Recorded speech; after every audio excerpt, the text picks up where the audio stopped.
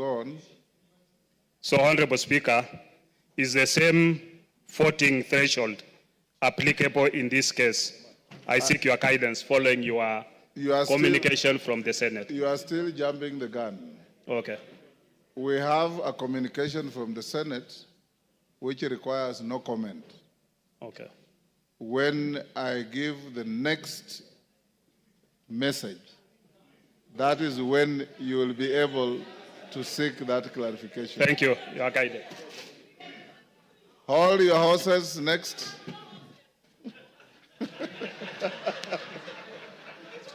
Betty, if you have no horse, hold your mule.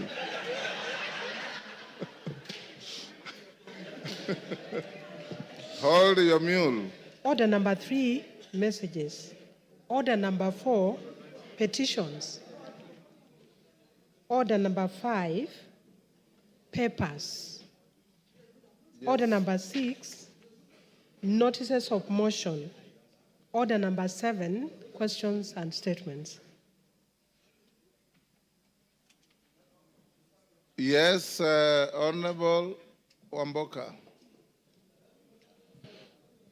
Honorable Speaker, yesterday you guided that today morning the chairman of Education Committee was supposed to bring a response with regard to opening of Moi University. Kindly I seek your indulgence, Honorable Chair, so that... Which chair? The chair, Meli. Yes. So, Honorable Speaker, I seek your indulgence so that we can have that university opened. Thank you. Honorable members, that 2 chairmen I directed to bring preliminary statements this morning. Honorable Meli on Moi University, and I think Raso, did I also direct you to bring something? Let's start with Meli. Thank you, Honorable Speaker. Honorable Speaker, I stand here to respond to your direction yesterday that indeed Moi University is in a crisis, and as I submitted the statement from Honorable Wamboka on the issue of the university. However, Mr. Speaker, I received a response which is very inadequate, and it could not address the issues that Honorable Wamboka and this House demanded from the Ministry of Education, and more importantly from the PS. And therefore, Honorable Speaker, it would be good that I redirected again that all the salient issues that were raised in the statement be addressed, because it was such a generality that it could not address those particular issues. So I decided not to read that particular statement, and I took it back to the ministry. Thank you, Honorable Speaker.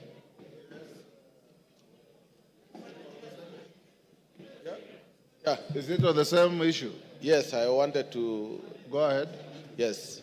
Mr. Speaker, the issue of Moi University is a very serious issue, and especially destroying the lives of our professionals and our professors who have done a great job in going to school to be able to teach our children. Mr. Speaker, we want the ministry to take seriously this matter, because taking it lightly, and yet we are talking about the lives of people who are working there. They have lost their pensions, they don't have an increment of salaries, and they have been put on CRB. Almost all lecturers who took loans, the university is not paying. So we need that thing resolved as soon as possible, Mr. Speaker. Thank you. Yes. Thank you so much, Mr. Speaker. I rise knowing that Keses constituency is where Moi University is situated. And as we seek the information through the Chair of Education, I wish to reiterate an issue that has not been talked about for quite some time, that Moi University, being the only second university in the Republic of Kenya, has facilitated establishment of more than 9 other universities, fully pledged universities.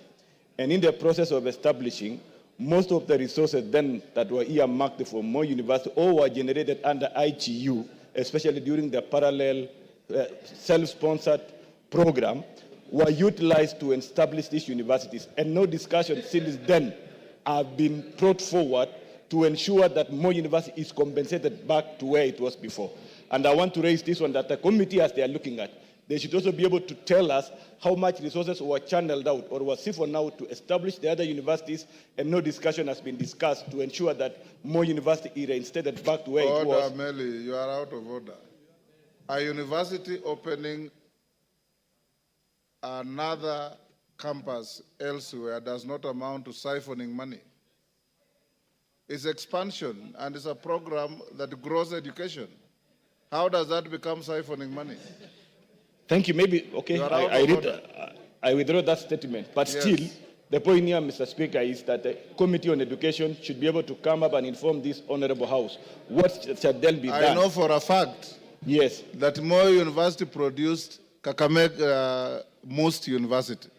That Most then produced Kibabi. That has nothing to do with siphoning money at all. Yes, Ocheng? Yes. Ocheng?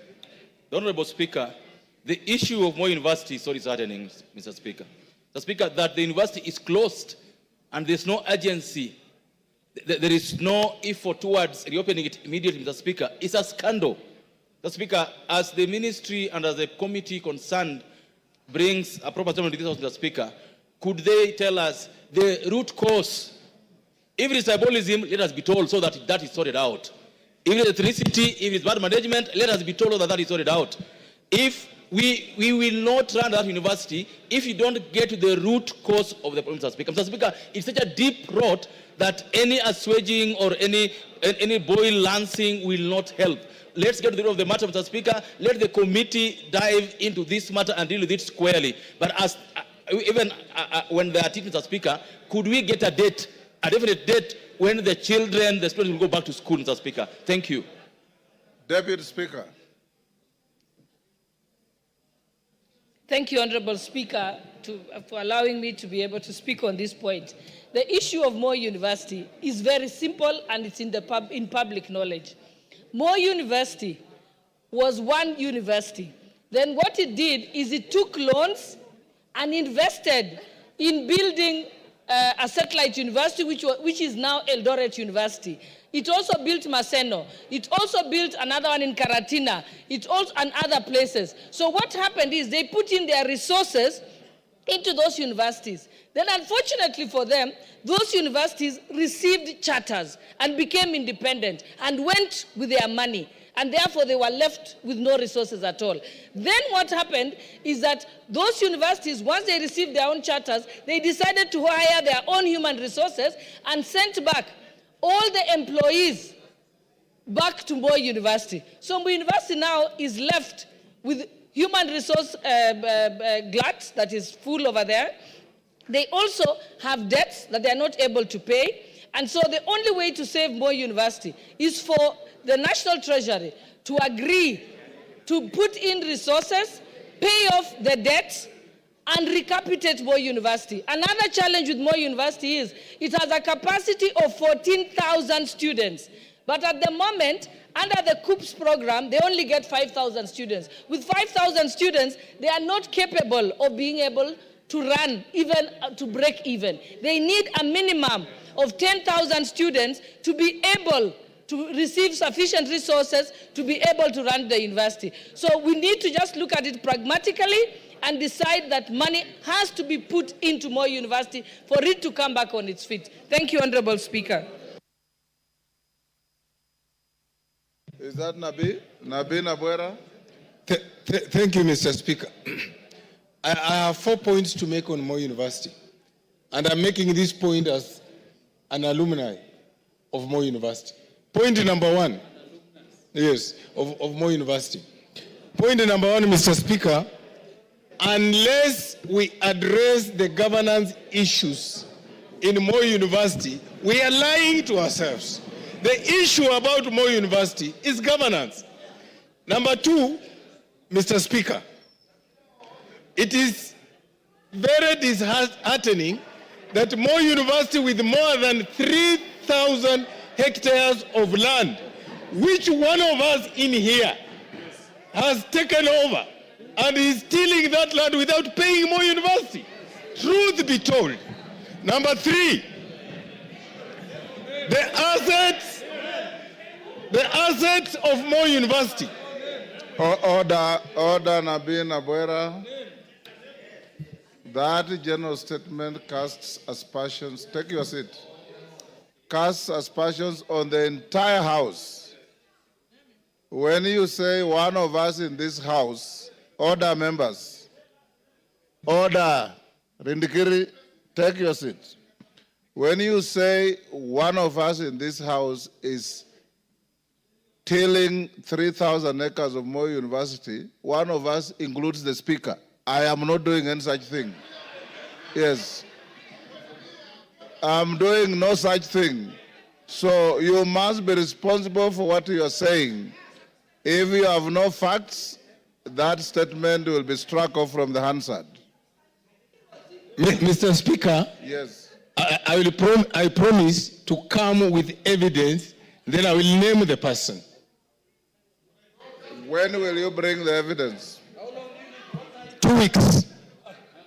On the first day of on the first day of resumption after the short recess, Mr. Speaker, you must bring evidence to the House. Yes, I will. Go on. I undertake. The third point, Mr. Speaker, on the issue of students' capacity of Moi University. It has something to do with how well the university is run. There is nothing KUSP can do. If the students know Moi University is poorly run, they will not apply to go to that university. They cannot be forced to go to a university which is poorly run. Therefore, Mr. Speaker, I'm calling upon the Minister of Education, and especially the Council of University Education, to do its role of quality assurance, to do its role of ensuring that they supervise the university so that that university goes back to where it was. Thank you, Mr. Speaker. Yes, Kainan. Thank you, Mr. Speaker. Mr. Speaker, as alumni of Moi University, and as the first alumni ever to be elected to a public office, Mr. Speaker, I'm actually shocked, dismayed, and flabbergasted to see that giant institution today struggling. Mr. Speaker, we must call a spade a spade. Mr. Speaker, during our time, Moi University was everything in terms of infrastructure, in terms of academic excellence, in terms of everything. Mr. Speaker, will I be right without appearing not to be preemptive? Taking into account the circumstances that we have an ad hoc committee, not the education committee alone, an ad hoc committee that will bring together the best minds from this House, Mr. Speaker, to investigate the circumstances that has grounded Moi University to where it is, and Mr. Speaker, and suggest remedial measures, Mr. Speaker, as it is. As somebody has rightly alluded, Mr. Speaker, the problem is not even funding alone. The problem is chronism. The problem is abuse, Mr. Speaker, and we are all aware of the history of this university. Mr. Speaker, once and for all, we must side with Moi University so that Moi University does not join the league of institutions that have been run down, Mr. Speaker. Mr. Speaker, I beg your indulgence to allow us to bring a committee, an ad hoc committee, so that this issue can be dealt with once and for all and comprehensively. Thank you, Mr. Speaker. Yes, Mandazi. Thank you so much. Speaker, as one of the graduates of Moi University, I'm really disappointed with the way the university is being managed as at now. Mr. Speaker, I got the name Mandazi from Moi University when it was a university then.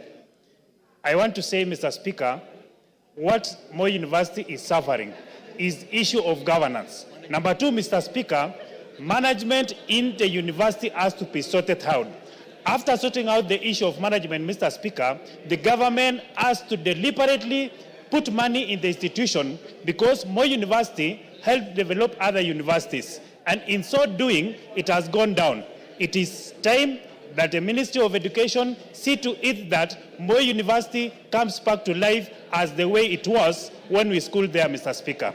Otherwise, I want to support that Moi University is taken back to where it was when we schooled there, and that is where I got the name Mandazi, because I was selling Mandazi to other university students, including Majority Leader from the Senate, including the Honorable Cecilia Ngitit. That is where I got Mandazi, and then it was a school, it was a university, and students who graduated from Moi University, including myself, were respected then. Today, it is not a university like it was before. It is time that East House considers putting money into the same university so it can develop and be a university that was before. Thank you, Speaker. Honorable members, Chairman Meli, what you have attempted to say on Moi University is not only inadequate but unacceptable to the House. As you can see, what your colleagues are saying. This House will be sitting up to the afternoon. At 2:30, you must bring information from the ministry when this university is opening. At 2:30. Adequate or inadequate, you must tell the House when this university is opening. Parents go through serious soul searching to help their children maintained and sustained in institutions. And we cannot, as a responsible House, procrastinate on this matter anymore. Yes, Meli? Mr. Speaker, I do agree with you wholeheartedly, and even the issues raised by members. But when a ministry official or a PS gives a two-paragraph statement on such a serious matter, it is actually belittling the House. And in fact, Mr. Speaker, I gave out the statement raised by the honorable member, and just to be given a two-paragraph statement, which is very wrong. Issues facing Moi University on financials, governance, and even issues of poor governance is very big. And I did not expect that, Mr. Speaker, that I bring such a very poor thing. As chairman of the committee, you know what to do. I shall take action, as you have said, and I'll bring a statement this afternoon. Thank you. Thank you. Russell.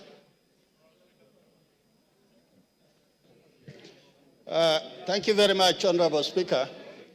Honorable Speaker, the statement that was raised yesterday by Honorable Chonga from the floor of the House, there is enough evidence that what the Honorable member raised, the county commissioner, the DCCs, all of them are aware. And indeed, that family, because they don't have enough, the man who had the resources had to throw them out of that land. So it has been confirmed to that extent. Is Chonga in the House? Is Ken Chonga in the House? That was his statement, right? Yes. So for that reason, Honorable Speaker, the task that you gave me is that the county commissioner and the DCC are going to sit this morning, and they are going to deliberate on this matter as far as removal of that family from their land is concerned. But what they have also confirmed, the matter is in court.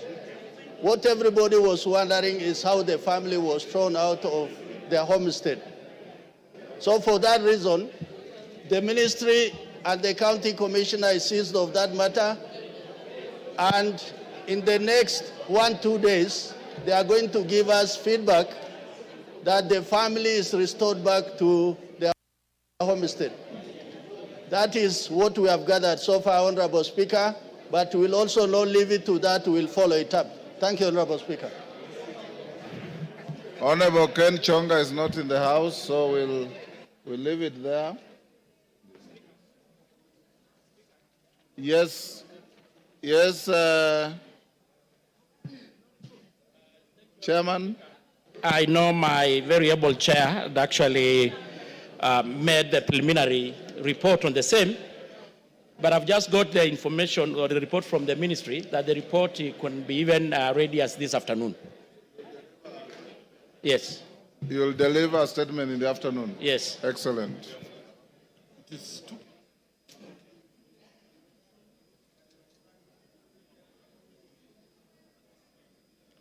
Member for Moyale, Jaldesa Guyo.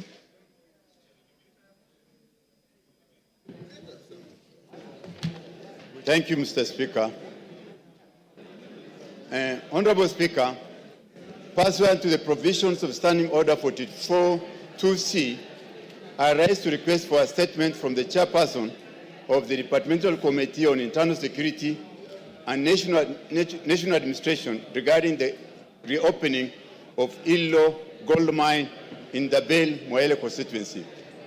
Honorable Speaker, in 2023, the residents of Moyale discovered traces of gold in the Illo area of Dabel, Marsabit County, following a prolonged drought from 2021 to 2023, during which pastoralists lost more than 80% of their livestock. The discovery of the Illo gold mine offered a new lifeline and an alternative means of livelihood for the community. However, in March 2024, a disagreement between two artisanal miners resulted in the tragic loss of lives. Consequently, the Ministry of Interior and National Administration ordered a 30-day closure of the gold mine, citing insecurity and the absence of proper administrative and administrative structures to manage the site for the welfare of the community and other stakeholders. Honorable Speaker, since the closure, several positive developments have taken place. Community organizations have transformed into cooperatives to oversee the administration and management of their natural resource.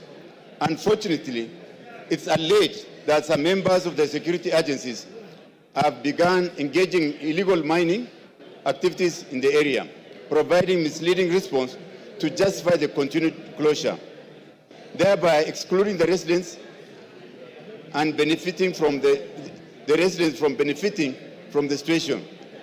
In September 2024, Marsabit County leaders met with the Cabinet Secretary for Ministry of Interior and National Administration to discuss the reopening of the Illo gold mine and other security concerns.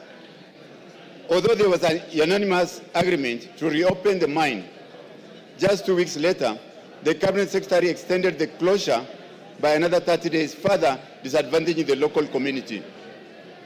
Honorable Speaker, it's against this background that I request for a statement from the Chairperson of the Departmental Committee on Internal Security and National Administration on the following.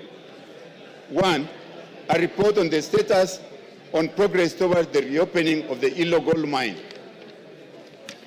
Number 2, actions being taken by the Ministry of Interior and National Administration to facilitate the reopening of the Illo gold mine, along with the implementation of necessary administrative and security structures to safeguard lives, property, and the welfare of the local community. And finally, efforts to ensure that the cooperative established by the residents are recognized by the as the legitimate artisanal miners. Thank you, Mr. Speaker. Order, honorable members. Clerk will go back to order number 3. Order, members, take your seats. Order number 3, messages. Members on their feet, take your seats. Order, honorable members, take your seats. Honorable members, I have a message from the President on the nomination of Professor Kithure Kindiki, EGH, to fill the vacancy in the office of the Deputy President of the Republic of Kenya. Order. Order, members. Honorable members, pursuant to the provisions of Standing Order 42.1, I wish to report to the House that today morning I have received a message from His Excellency the President regarding the nomination of Professor Kithure Kindiki, EGH, to fill the vacancy which has occurred in the office of the Deputy President of the Republic of Kenya following the impeachment of the previous office holder. Honorable members, as you are aware, Article 149(1) of the Constitution provides as follows, and I quote, "Within 14 days after vacancy in the office of the Deputy President arises, the President shall nominate a person to fill the vacancy, and the National Assembly shall vote on the nomination within 60 days after receiving it." Honorable members, as you are aware, for a person to hold the office of Deputy President, the person must meet the requirements specified in Article 148, as read together with Article 137 of the Constitution. In the message, His Excellency the President indicates that as a prerequisite to the nomination, he sought and received confirmation from the Independent Electoral and Boundaries Commission, IEBC, that the candidate is qualified to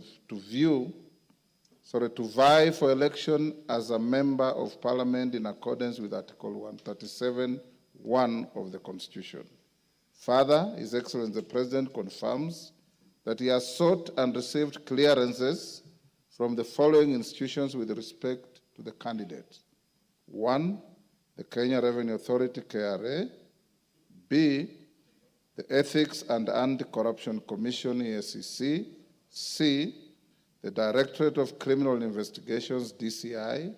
D, the Higher Education Loans Board, HELB. And E, the Commission for University Education. Honorable members, in a testament to the foregoing, His Excellency the President has annexed the following documents in relation to his nominee. A, certified true copy of his certificate of birth. B, certified true copy of his national identity card. C, certified copies of his university degrees and other academic certificates. D, certification of foreign university degrees by the Commission for University Education. E, passport size photograph. F, curriculum vitae and testimonials. G, confirmation of compliance with Article 137 of the Constitution from the Independent Electoral and Boundaries Commission, IEBC. H, confirmation of citizen status by the National Registration Bureau, Office of the Registrar of Persons. I, confirmation of membership status in a political party from the Office of the Registrar of Political Parties, ORPP. J, policy party membership confirmation from the United Democratic Alliance, UDA. K, Chapter 6 of the Constitution, statutory clearances on leadership and integrity from 1, tax compliance certificate, Kenya Revenue Authority. 2, Ethics and Anti-Corruption Commission. 3, certificate of good conduct from the Directorate of Criminal Investigations, DCI. 4, Compliance Higher Education Loans Board. And 5, credit report and certificate of clearance from the Credit Reference Bureau. In view of the foregoing, honorable members, and having perused the attached documents, I am satisfied that the candidate meets the requirements under Article 148 as read together with Article 137 of the Constitution to fill the vacancy in the office of the Deputy President. Consequently, the nomination is properly before the House for purposes of the decision required under Article 149(1) of the Constitution. Honorable members, Article 149(1) of the Constitution suggests that states that upon receipt of a nomination of a person to fill a vacancy in the office of the Deputy President of the Republic of Kenya, the House is required to vote on the nomination. Considering that the House is scheduled to proceed on recess at the rise of the House this afternoon, I'll convene a meeting of the House Business Committee immediately hereafter to deliberate on the next steps to be taken by the House. Thereafter, I will guide the House on the decision of the House Business Committee, and the House is accordingly guided. I thank you.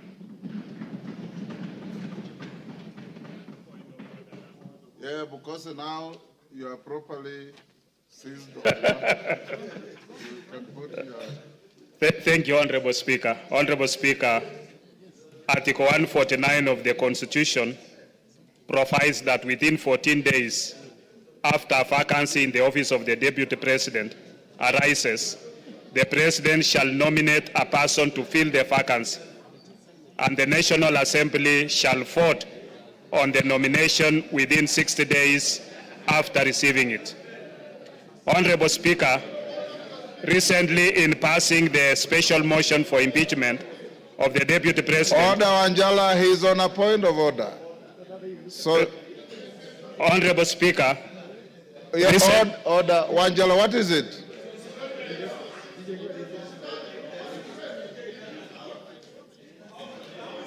Order, Honorable Shinali. Order, Honorable Shinali, will you be upstanding? You are not properly dressed. You go and dress in a proper manner and come back. Who else?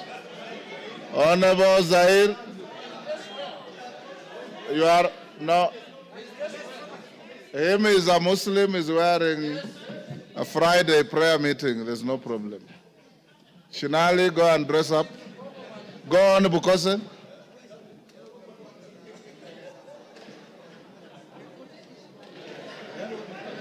Honorable Speaker, recently in passing the special motion for impeachment of the Deputy President, you guided us that we required at least two-thirds, that is 233 members, of us being two-thirds of the House to pass the motion. Honorable Speaker, is the same voting threshold applicable in this case? I seek your guidance of the matter. Thank you, Honorable Speaker. Thank you. Honorable Nikal.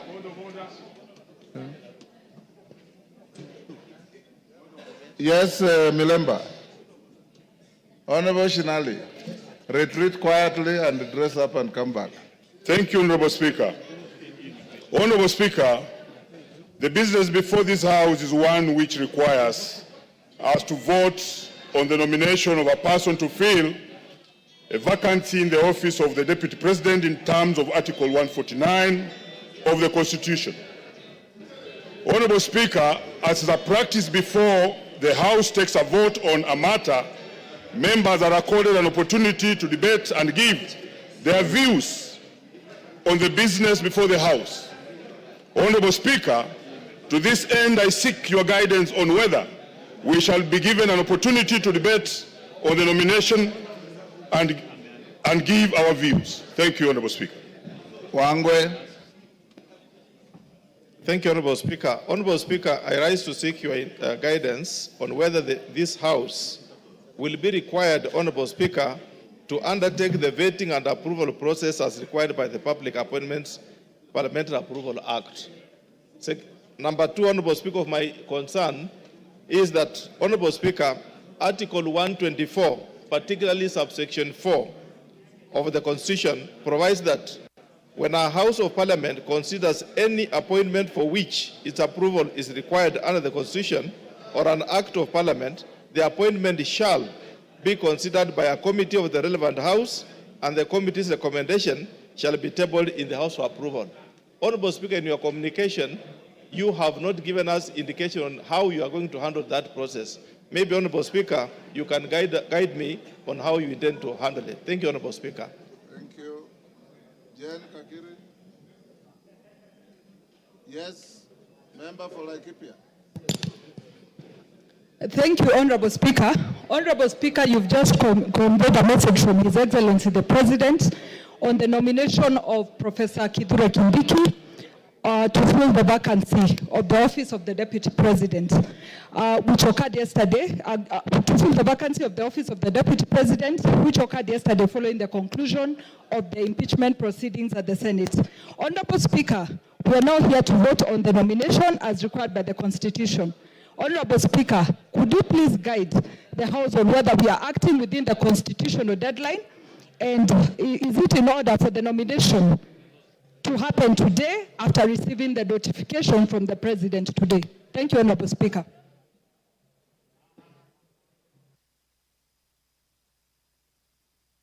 With those clarifications sought by members after the House Business Committee meeting, honorable members, I will now require the Deputy Speaker to come to the chair and carry on with the proceedings. Members of the House Business Committee, move to room 9 for a meeting, whereafter we will resume the proceedings of the House. And I'll guide the issues raised by Honorable Pukose, Jane Gakiri, Wangwe, and Omboko Milemba at the next resumption. Yes, what's your point of order, Honorable?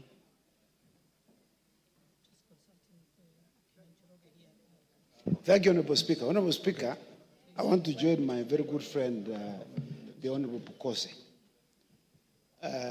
in seeking your direction, Mr. Speaker, with regard to Article 149 of the Constitution on the appointment of and approval by a vote of the Deputy President. Mr. Speaker. The words of the Constitution are very clear. Yes. It is appointment and vote. And vote. I agree. Approval is not used. Yes, not used, Mr. Speaker. On this article. Mr. Speaker, you know, this Constitution we are borrowed heavily from the U.S. Constitution.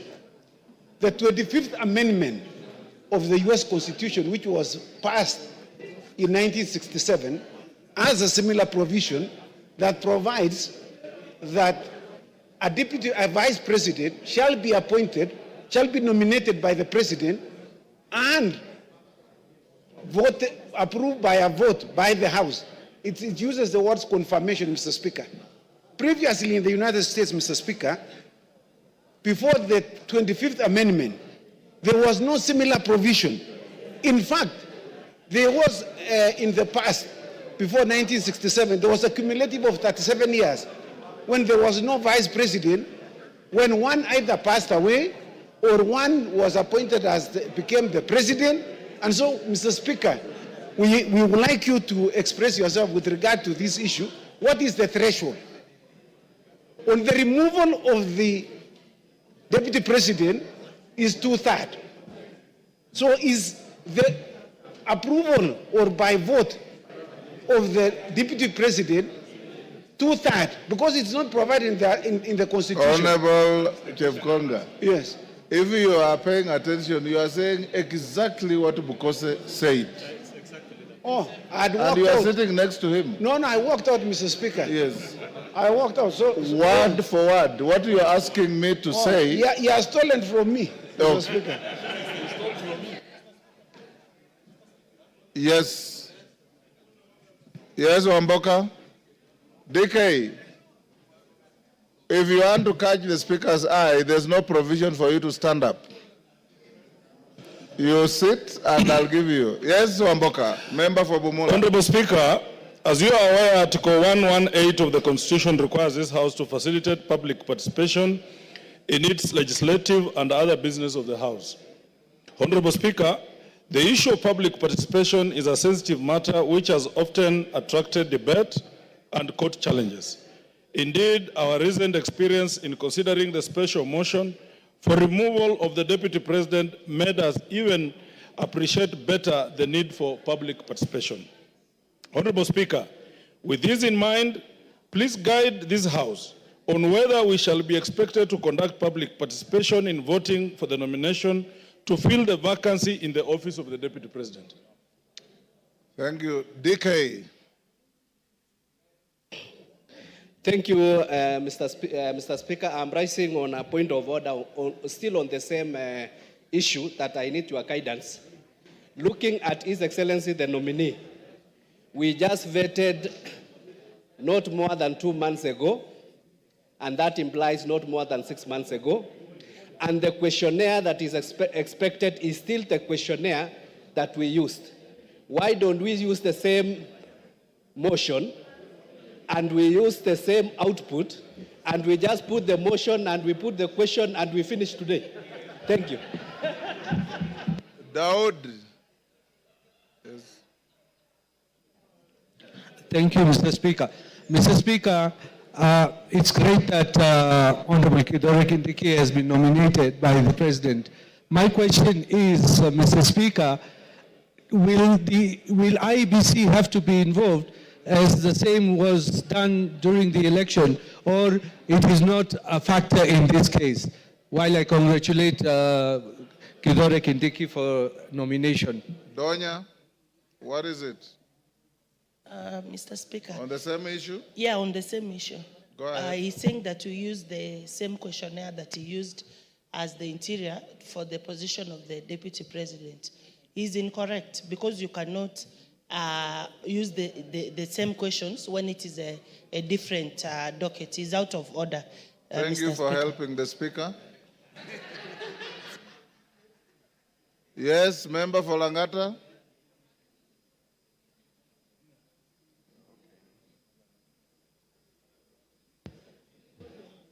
Yes. Thank you, Mr. Speaker. Having seen how things move very fast in this House, let me take this opportunity to congratulate the newly appointed Deputy President. Order Jalango. He has not been appointed, he has been nominated. I've just said on how things move very fast here, sir. Let me congratulate him. Let me be the first person to congratulate the newly elected Deputy President. Thank you, Mr. Speaker. You can come now. Eh? No, come and take the seat. Yes. Honorable members, we'll end this here. I'll make some reasoned direction on those issues raised. I will now ask all members of the House Business Committee, Kainan and your team, to move to room 9 for a meeting. And the Deputy Speaker will go on with the statements. I had not given direction on the member for Moyale's statement. It's committed to the committee responsible and to bring a response in 2 weeks.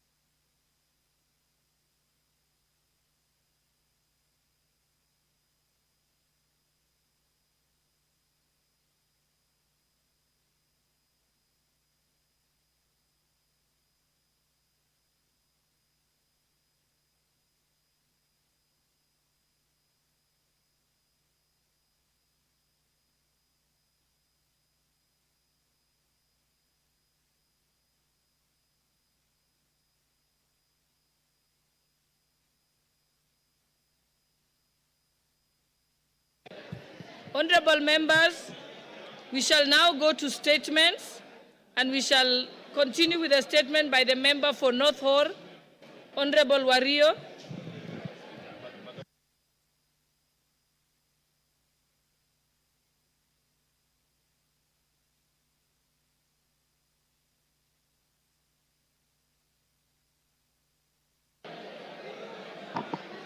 Thank you, Honorable Speaker.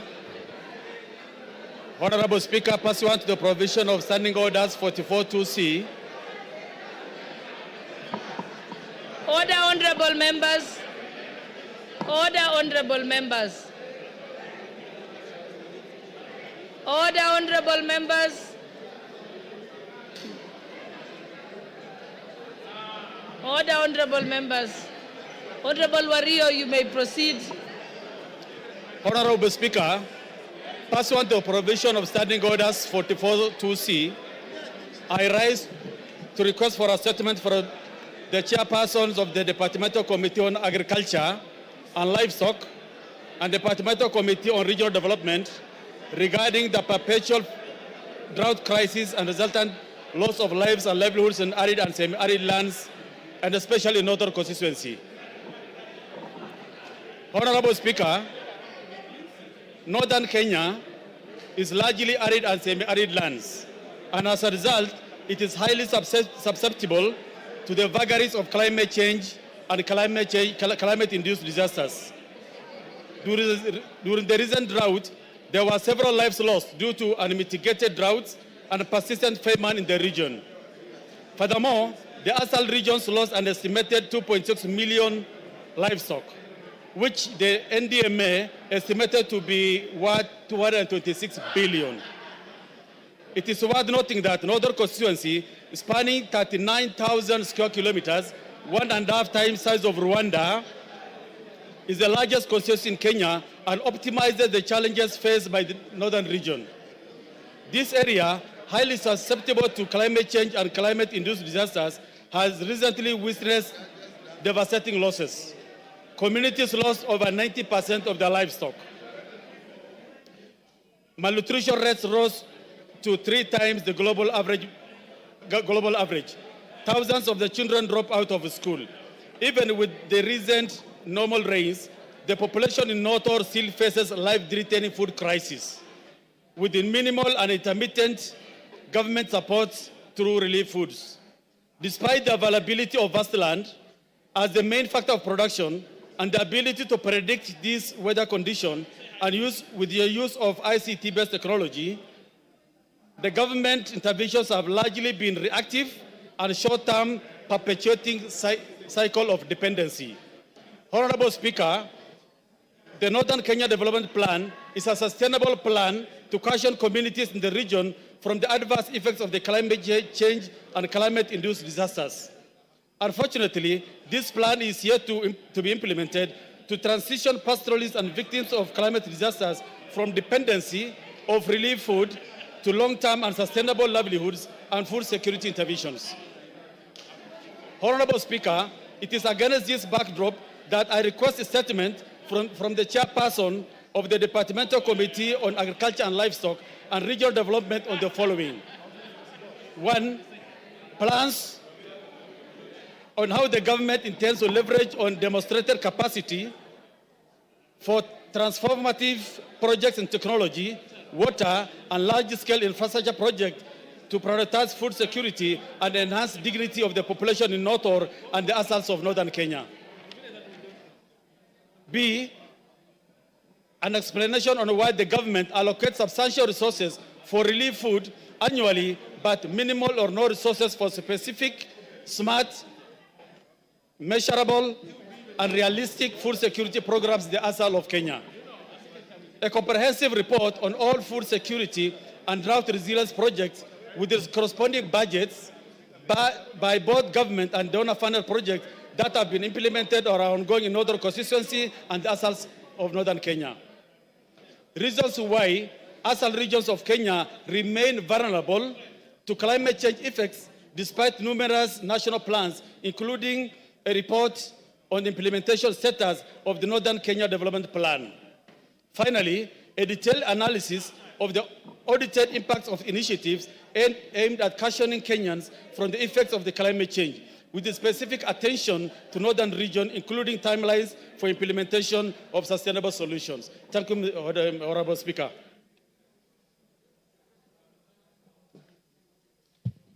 Thank you. That falls under the which committee?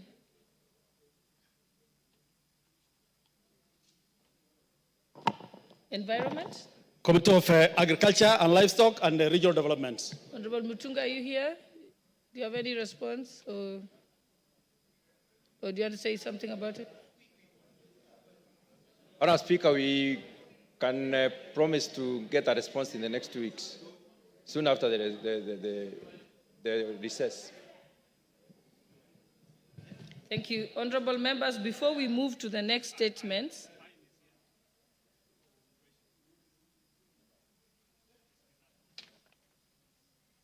yes, I will come to the questions. What I want to do is, before we continue with the statement, the answers to the statements,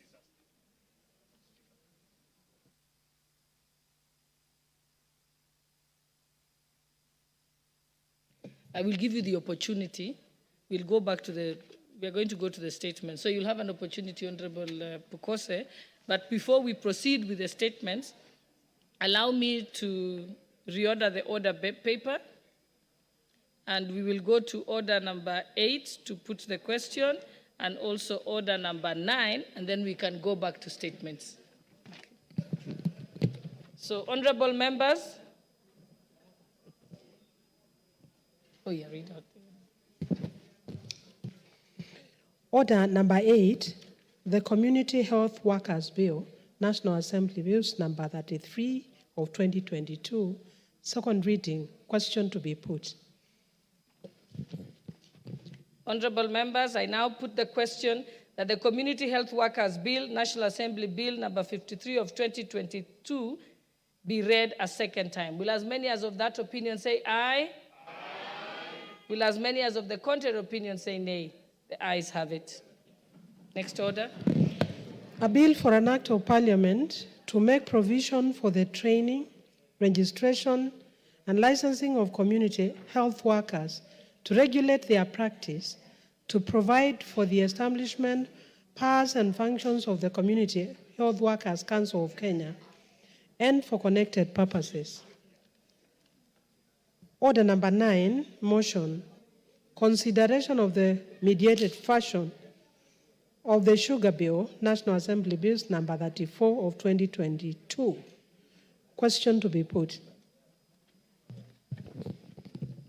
Honorable members, I now put the question that pursuant to the provisions of Article 113(2) of the Constitution and Standing Order number 153, this House adopts the report of the Mediation Committee on the Sugar Bill, National Assembly Bill number 34 of 2022, laid on the table of the House on Wednesday, 16th October 2024, and approves the mediated version of the Sugar Bill, National Assembly Bill number 34 of 2022. Will as many as of that opinion say aye? Aye. Will as many as of the contrary opinion say nay? The ayes have it.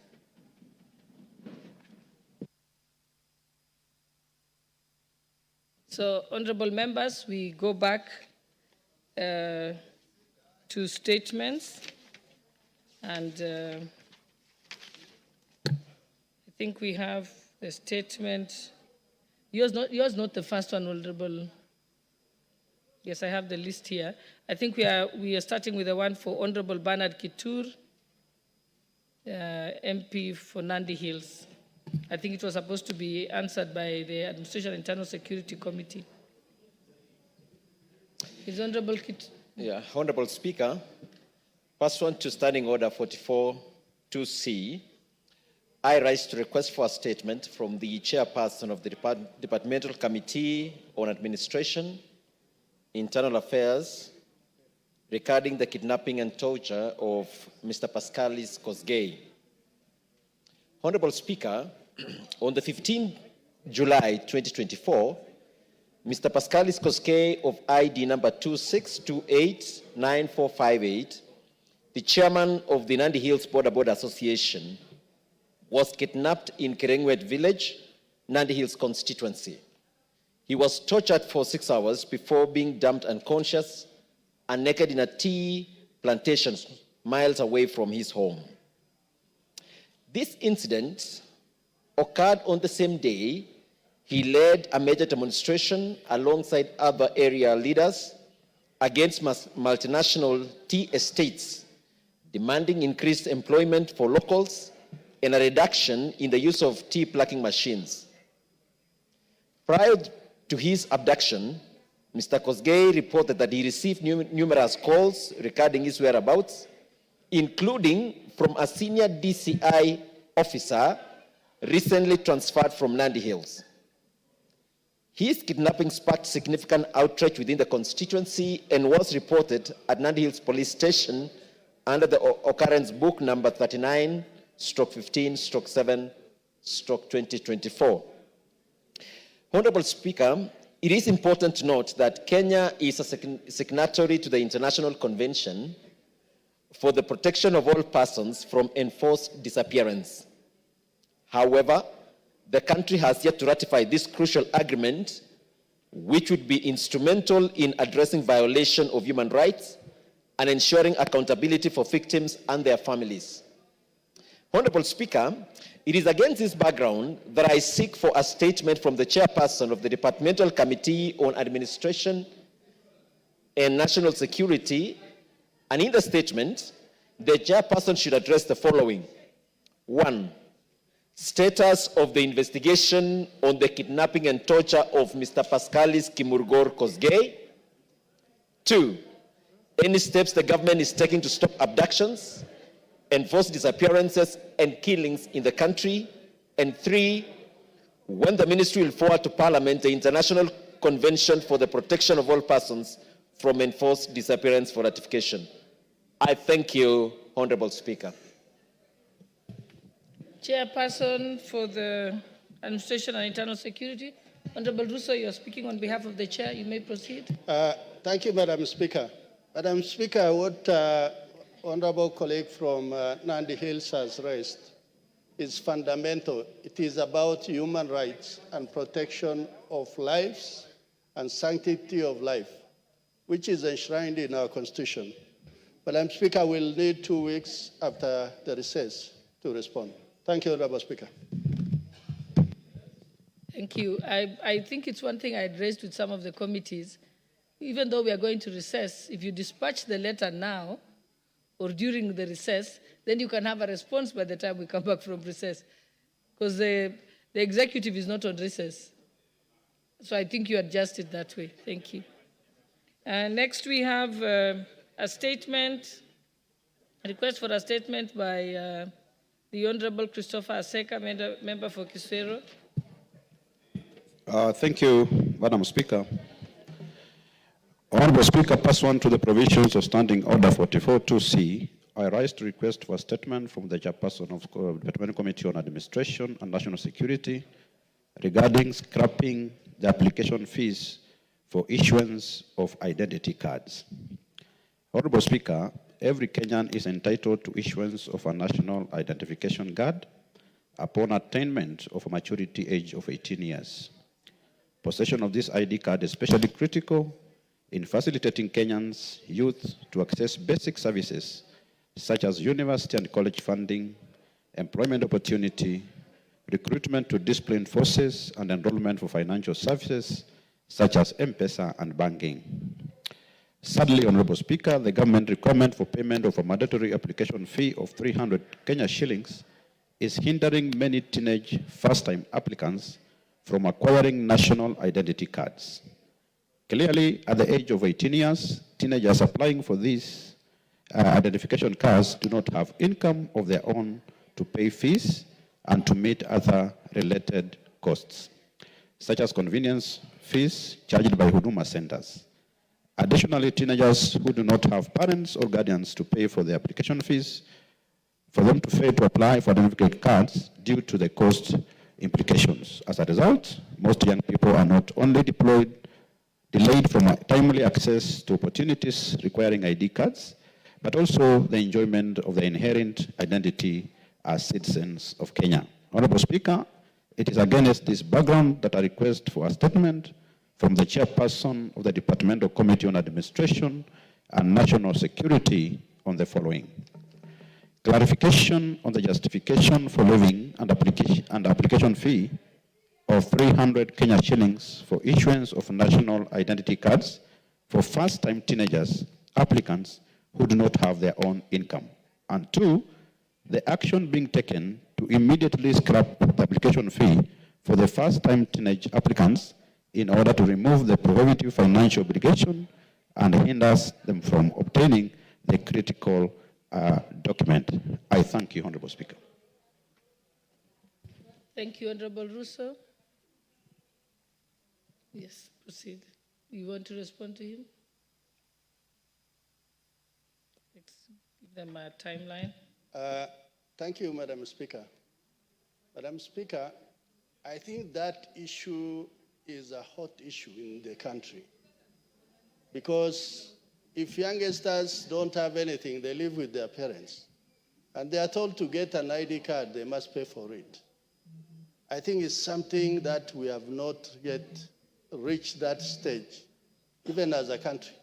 Yes, in developed countries, youngsters start working from as early as 15 years, and they have some income. So for that reason, I think as a committee, we will need a serious debate with the department, and we'll give a comprehensive response by the time we are through with the recess. Thank you, Honorable Speaker.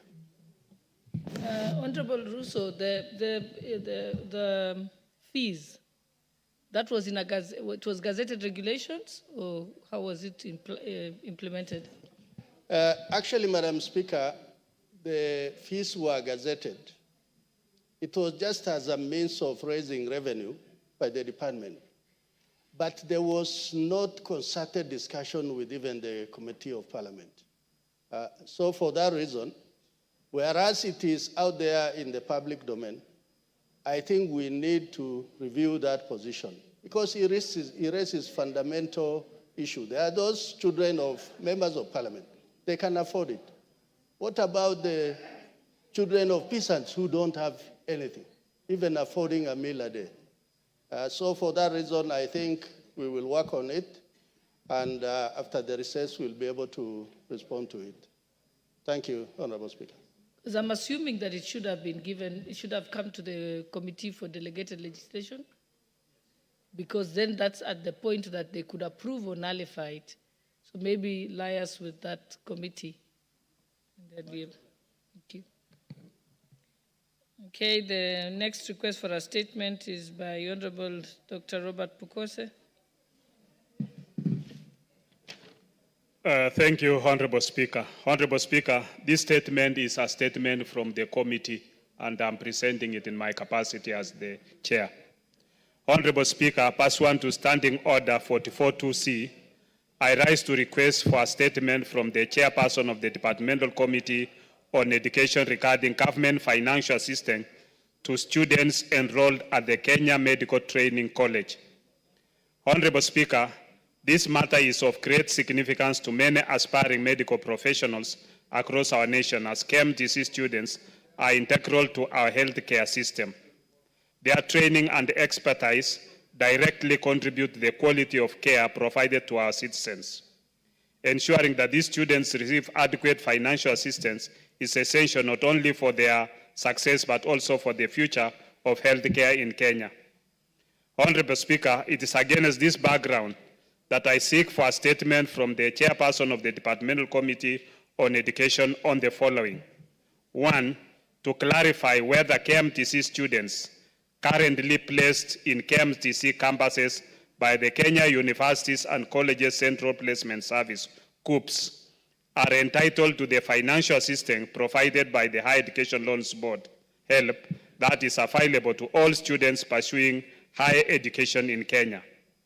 2, indicate if KMTC students are eligible for student loans offered under the purview of the Ministry of Education, and if so, when will they receive financial assistance, including student loans under the new funding model being introduced by the Ministry of Education.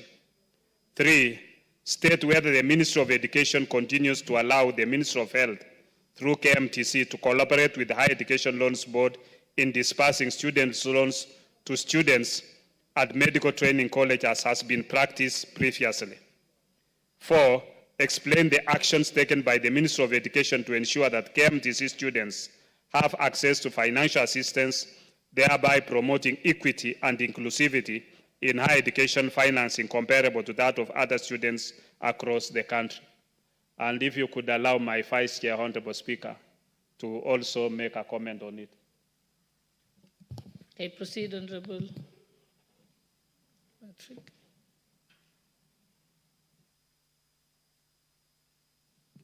Thank you. Thank you, Speaker. Speaker, I like to support my chairman on seeking that statement because, Speaker, we were in this house when you approved that students who go to KMTC will from now on be admitted through KUPS, like other students who go to universities. But, Speaker, it's a bit logic why they go through KUPS and then they don't benefit from government financing like university students through HELP.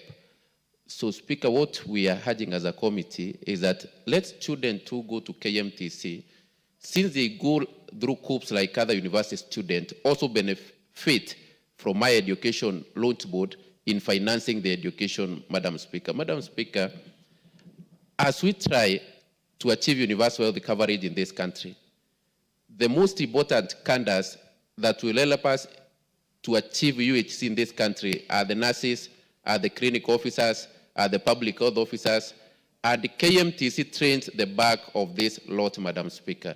So for us, it's just a request that let those who go to KMTC also be beneficiaries of higher education loans board, Speaker. Thank you, Madam Speaker.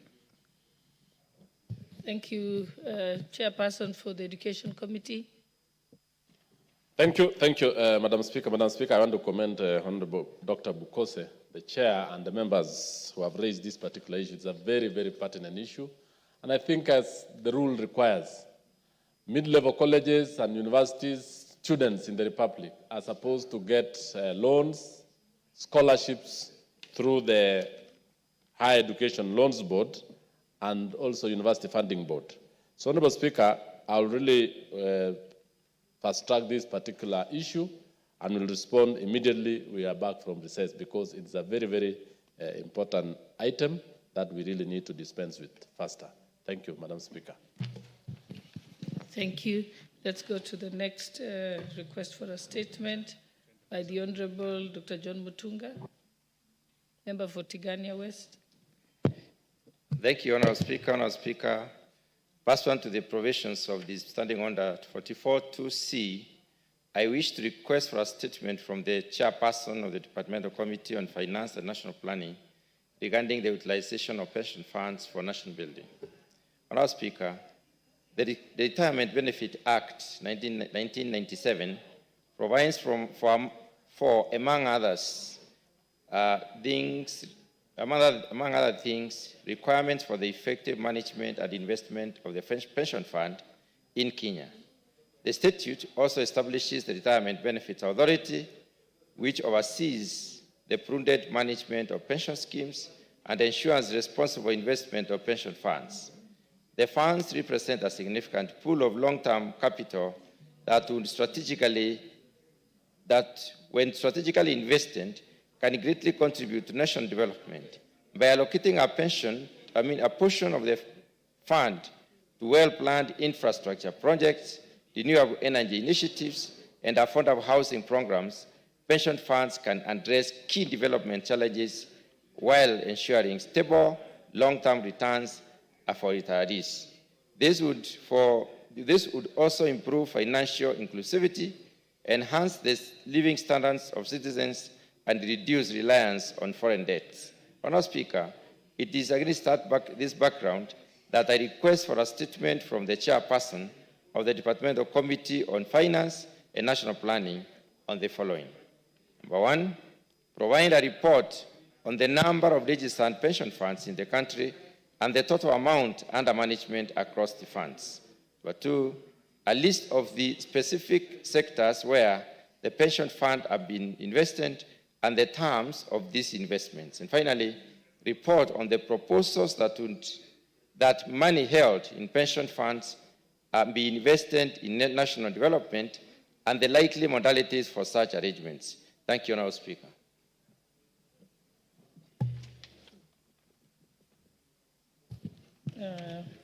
The Chairperson for the Committee on Finance and National Planning, Honourable Kuria. Thank you, Honourable Speaker. Honourable Speaker, I want to thank the Honourable, my colleague, the Chair for Agriculture, Mutunga, for requesting for this statement. And I think the committee will endeavour to go far beyond the statement sought. Honourable Speaker, the savings, pension savings as a percent of GDP in Kenya is between 10 and 15%. And this is way lower than the global average of around 50 to 100%.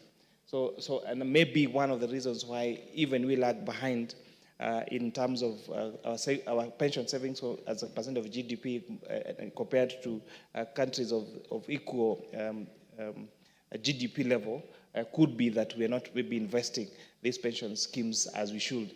And therefore, the Parliamentary Committee on Finance and National Planning will endeavor to meet the relevant authorities, including the Retirement Benefit Authority and all the other pension schemes, Honorable Speaker, and see how they're investing those monies, ensuring that even they're not just, the savings are not just used for development of this country, but also, and most importantly, the savings are safeguarded so that when our pensioners get to retire, they are assured that they're going to get their pensions on time, and that they're going to grow the funds and make sure that they're used for the economic development in this country. So, Honorable Speaker, if you give us 2 weeks, we should be able to respond to the statement sought by the Honorable Mutunga. I thank you, Honorable Speaker. Okay, thank you. Next request for a statement is by the Honorable Paul Katana, member for Kaloleni.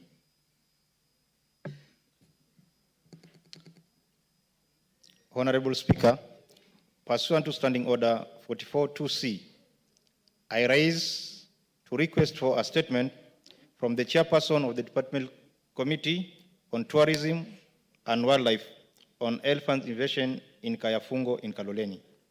Honorable Speaker, Kayafungo is a sacred Giriama shrine set within a natural forest filled with towering ancient trees.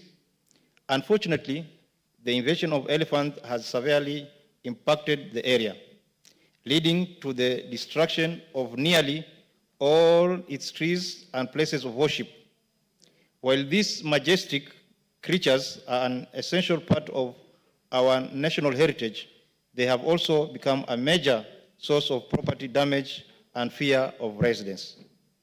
Honorable Speaker, it is against this background that I seek for a statement from the Chairperson of the Departmental Committee on Tourism and Wildlife.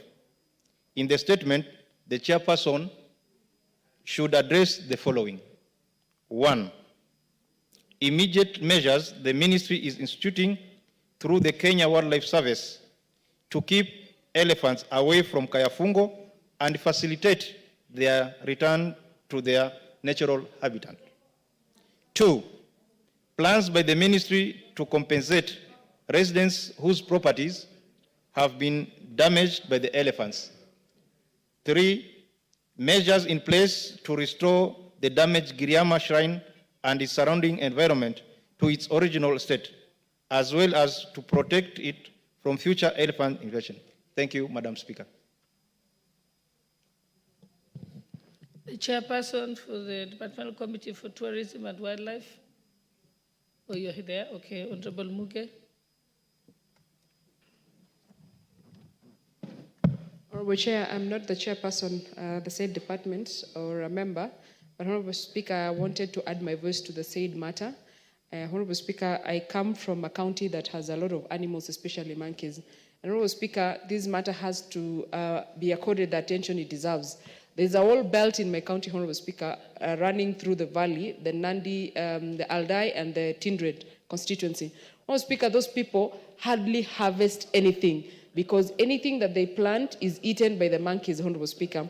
And these people, Honorable Speaker, are not getting the attention from the concerned authorities so that their crops and their plantations can be protected, or Honorable Speaker, they can be advised on what else to do that will not attract the animals to their farms and eat their foods and their crops, Honorable Speaker. So, Honorable Speaker, in support of the member who was asked for this statement, I add my voice that this particular department, Honorable Speaker, should be able to do a thorough audit and be able to map all the animals, Honorable Speaker, that are actually becoming a source of conflict between the humans and the animals, so that we can look for a way, Honorable Speaker, to safeguard those people, to make sure that their lives is ongoing and they are comfortable in their living, and the animals also, Honorable Speaker, are comfortable so that they can be able to have a better coexistence, Honorable Speaker. I thank you.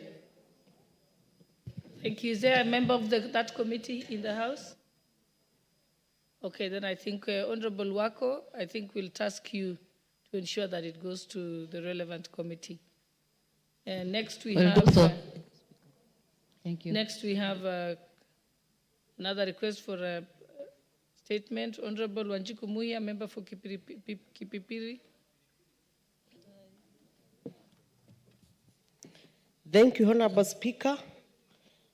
Honorable Speaker, pursuant to the provision of Standing Order 44.2c, I rise to request for a statement from the chairperson of the Departmental Committee on Transport and Infrastructure regarding the unmarked bumps along flyover Jabini, Kipipiri, or Karau Nyahururu Road.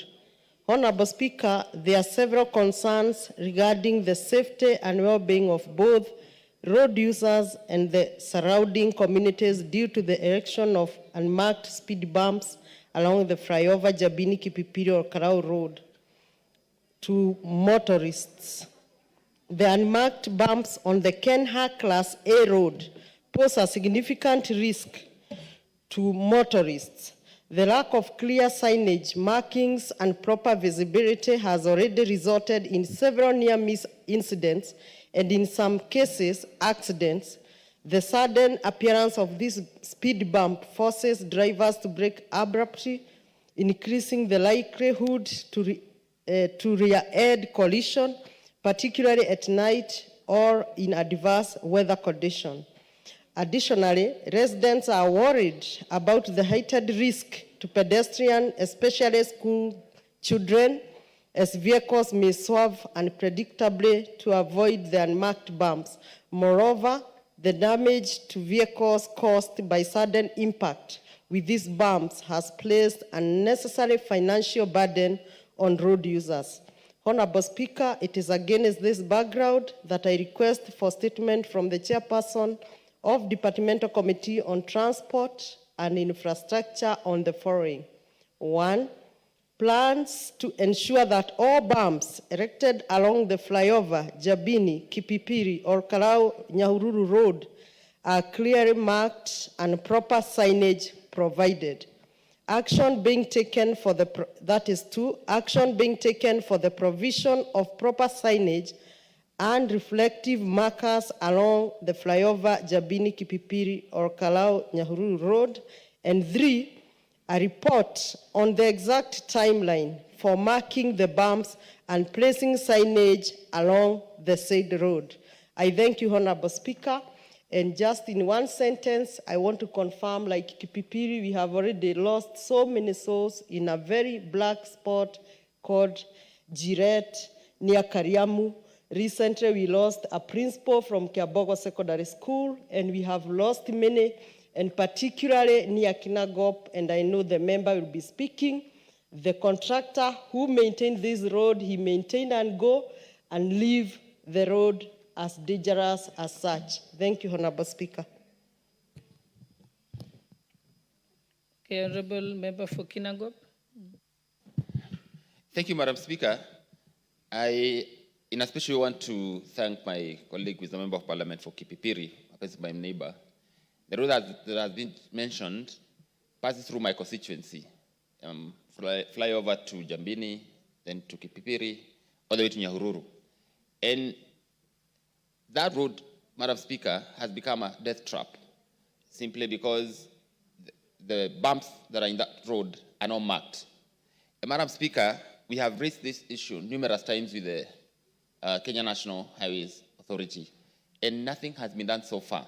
In my very constituency, there's a place called Gadara Ward, a place called Kanamba. And we have lost lives of children in school, going to school, simply because there are no bumps. And the bumps that are on that road are not marked.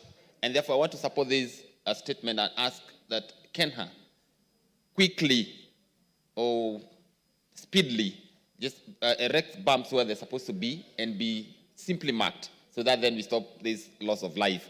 And Madam Speaker, there's some level of complacency when it comes to erecting bumps. You know, you'll hear these people say, we cannot erect bumps because it's a highway. But then, what is more important, speed or the lives of people? And therefore, Madam Speaker, in a special way, I would want you to emphatically compel Kenya National Highways Authority to erect bumps where they're supposed to be and mark them appropriately. I rest my case, Madam Speaker. Thank you. The chairperson for the Transport and Infrastructure Committee. Any member of the committee?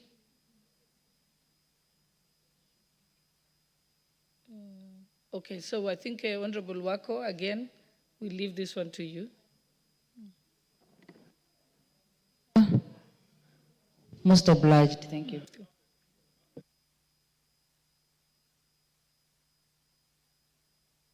The last statement, we have a statement from the Honorable Member for Chuka, Honorable Patrick Tigwa.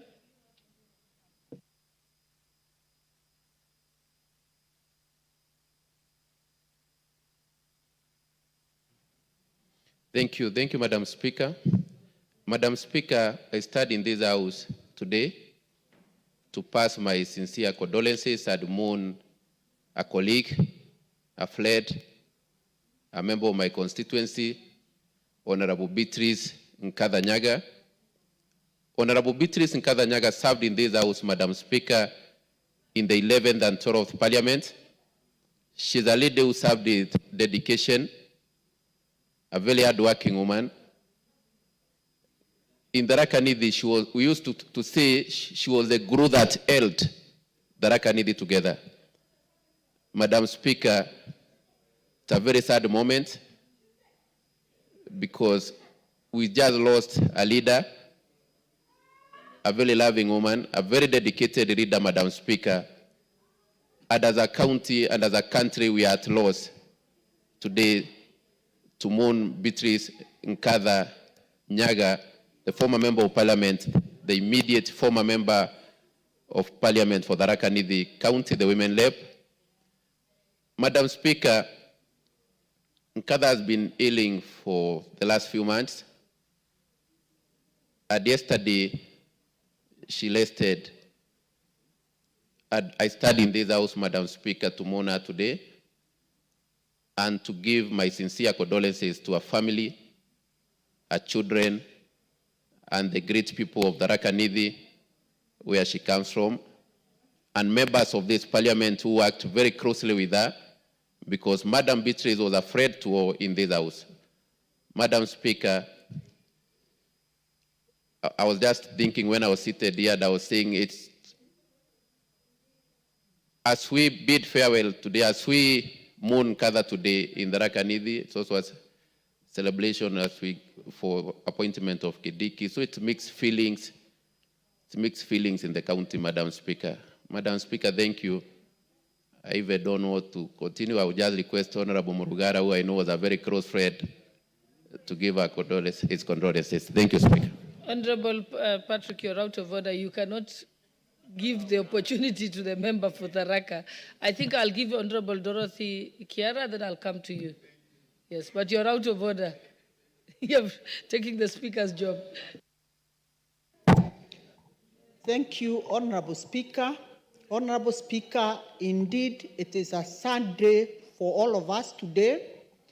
And I want to join my brother, Honorable Patrick, and the entire Tharaka community and the women of this country in mourning Honorable Beatrice Nkadha. Honorable Beatrice Nkadha was a woman of strength. She worked diligently as the first woman representative of Tharaka-Nithi, where she was referred to as Mama County. She served the women, the vulnerable, and the rest disadvantaged in the community with a lot of dedication and zeal. Honorable Speaker, I want to say it's a sad moment for the country, and more so for all of us, because we know the great role that Honorable Beatrice Nkadha played during the 2022 general elections. Honorable Beatrice Nkadha, Madam Speaker, if you can remember from her clips, she was very committed to ensuring that this government comes to power, and more so fighting for His Excellency the President. Even hostile, that she was not able to mention anything else. She went on even when there was a lot of noise, shouting, Ruto, Ruto, Ruto. We still remember her for that. Honorable Madam Speaker, I want to join the rest of the members of this house who served diligently with this beautiful soul, a lady who was very generous, a lady who put on a smile all the time, even when things were so difficult. And I want to say, may the gracious Lord rest our soul in eternal peace. Thank you. Member for Tharaka Nithi, Honorable George Murugara.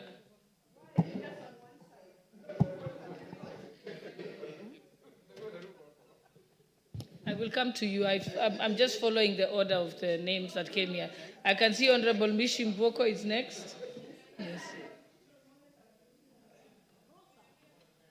You're out of order, Honorable. Proceed, Honorable Member for Tharaka. Thank you. Thank you very much, Madam Speaker.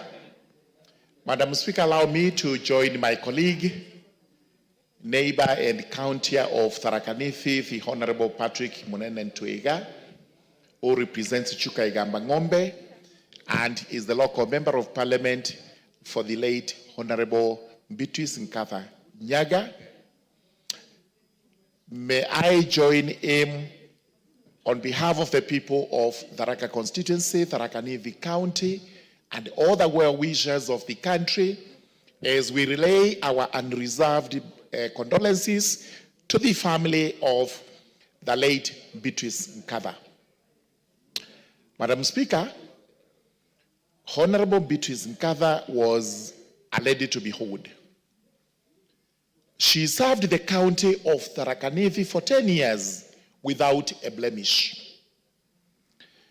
We remember the lady Beatrice Nkatha with nostalgia, and especially as she was the unifying factor of that county, even when things appeared to go south. She spoke for all of us. She loved the county. She traversed that county with like a colossus, and they did not discriminate one constituency against another or one people against another people. She loved the children, the students, the elderly, the vulnerable, and she spoke for them without any reservation. Today, a dark cloud hangs over the county of Tharaka Nithi as we mourn this great lady. It also hangs over the country because Beatrice, especially towards the last general election, stood for the entire country. She was one of the most committed servants of the UDA party. She was one of the most loyal persons to His Excellency the President, Dr. William Samoei Ruto. And Dr. Ruto constantly remembered Beatrice and would always ask where she was, what she was doing, and eventually nominated her for the seat of CAS, Treasury, in this republic. We never took that as light as it would appear, in spite of the fact that problems came up with that position of CS. Let me thank His Excellency for that, and also thank him today because he's wiping away our tears by nominating Professor Kithure Kindiki to be the Deputy President of the Republic of Kenya. Professor Kindiki does not belong to Tharaka Nithi, to Meru, or any other. He is a nationalist. He stands in for the entire country, and this is why this House has received that nomination with the zeal, happiness, and accolades as required. Madam Speaker, as I pen off, I have just also lost my mom, the late Lena Gashire Murugara, to whom I am the third born. She was elderly at 88. She has rested. I'm happy that all these members of parliament have actually wished me well and given their condolences to me. And for that, I do sincerely appreciate and thank all of you. Thank you very much. The Honorable Member for Likoni, Honorable Mishimboko.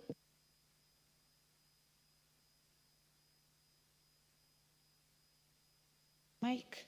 Asante sana Bi Speaker, na mimi nachukua nafasi hii kwa niaba yangu, niaba ya eneo bunge langu la Likoni na niaba la watu wa Mombasa niweze kutoa risala zangu za rambirambi kwa mwenda zake dada yetu Beatrice Nkantha.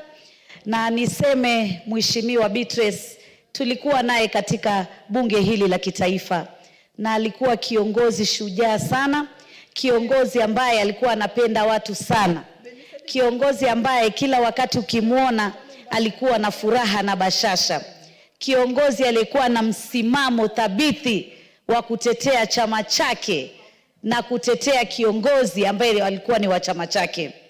Na tulikuwa tunajua dada yetu ataweza kuingia katika ule uongozi ule tulikuwa tunaita Kiingereza kwa ufupi CAS, lakini kwa yale mambo yaliyotukia hakuweza kufika hapo. Tunasikitika sana, hata nimetamatishwa kusikia kwamba alikuwa amegonjeka kwa muda mfupi, takriban kama miezi miwili hivi. Tungekuwa tumejua, haswa sisi kama kina mama, tungeweza kumtembelea na kuweza kumuombea dua ili Mungu ampatie afueni. Lakini tunajua sisi tulimpenda, lakini Mwenyezi Mungu amempenda zaidi. Mheshimiwa Beatrice, wakati mmoja tulikuwa naye katika kamati moja na tulikuwa karibu sana na yeye.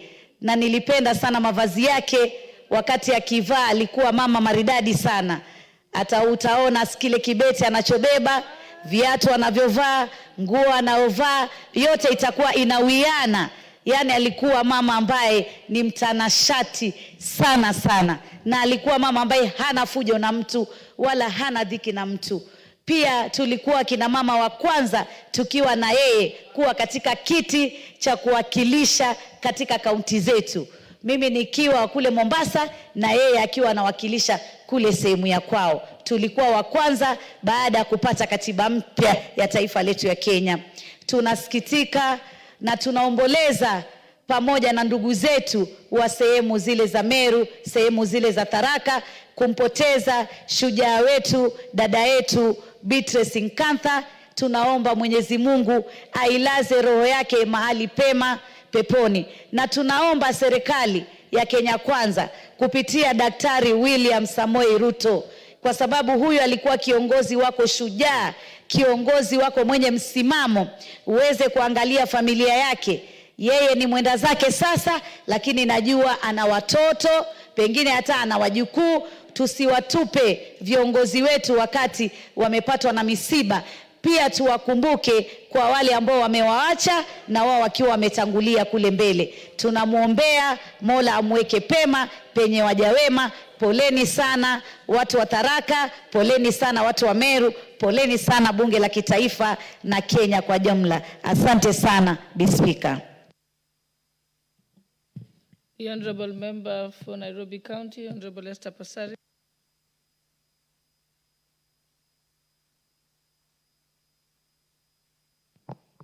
Thank you, Madam Speaker, for giving me this opportunity to speak. I want to send condolences to the family of Beatrice Nkantha Nyaga for myself and my family and the county of Nairobi. It is indeed a sad moment when you hear that somebody you knew has passed on. And with the nature of life, we served in the 12th Parliament together. We haven't seen her for a while, but I remember we met once during campaigns, and even if she was in UDA and I was in ODM, we still exchanged pleasantries like sisters. I met her again recently when she was appointed to become a CAS of Treasury, and she was very happy. And she was also very happy that I had made my second term. She was such a lovely human being. She was a beautiful soul.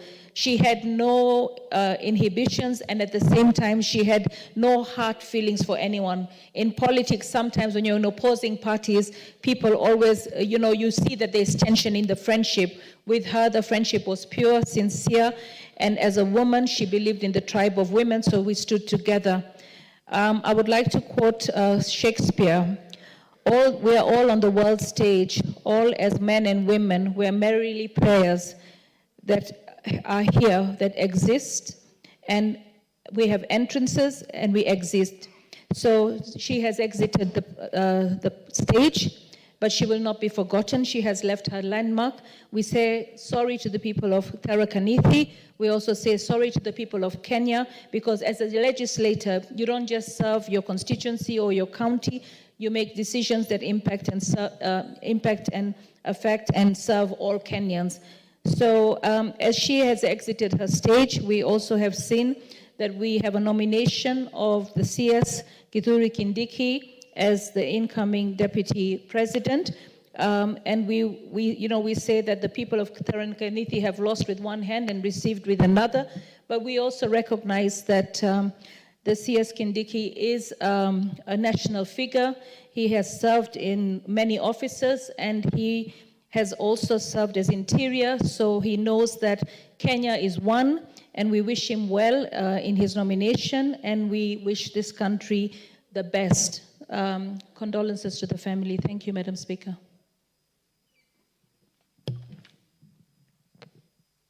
Honorable members, because I think we need to close this.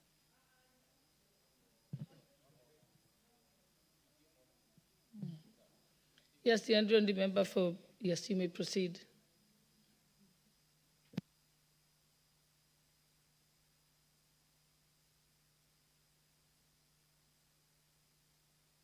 Yeah, I'll give you the member for Tharaka. I'll give you after. You may proceed first, Double N. Thank you, Madam Speaker, for giving me this opportunity to send my condolences to the late Mheshimiwa Beatrice Ngatha from Tharaka Nithi County. I know her personally. We have met in many occasions. Even during the last 2022 campaigns, we were with her in many meetings. And it saddens us this morning to hear about the demise of Beatrice Ngatha. We are here to give our sincere condolences to the family, the children, and the whole community of Tharaka Nithi County for losing such a soul who was a kind person. She was a generous person. And above all, she was very smart, even at heart. I represent Embu County as women rep, and I know she was one time the women rep of Tharaka Nithi. And as women rep in this house, this August House, we are saddened to lose one of us.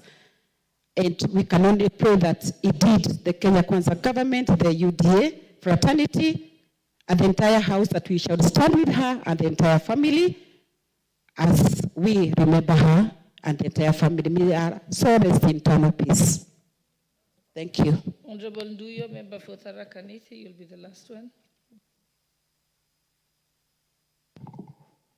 Thank you, Madam Speaker, for this opportunity. Madam Speaker, I've been outside trying to draft something better to present this afternoon, but luckily I got that my colleague has presented this statement to us.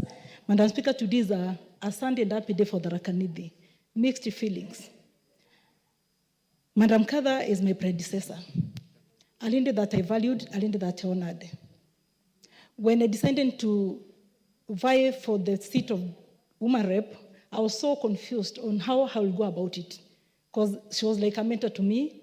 That's why I even tell my people that I've not come to compete with her. I'm coming to continue from where she stopped. Alende who had been honored, a professional printer that I worked with the provincial administration for close to 26 years. Alende who didn't know the poor and the rich. Alende who left indelible marks, so many indelible marks in Tharaka Nithi County. Madam Speaker, we are sad. Madam Speaker, Ngatha was a very hardworking lady. One of the founding mothers and one of the founding officers and one of the founding politicians of the UDA party. A great friend of Professor Kithure Kindiki. I expected her to be here today with us, to be the leading mother to celebrate this joy that is in Tharaka Nithi today. But unfortunately, Madam Ngatha is not there. We are celebrating this great day, yet we are mourning. I've just talked to the son. It's so sad. But I pray that God may give us peace, that God may comfort the people of Tharaka Nithi County, that God may comfort her family. We loved her. May her soul rest in eternal peace. Thank you.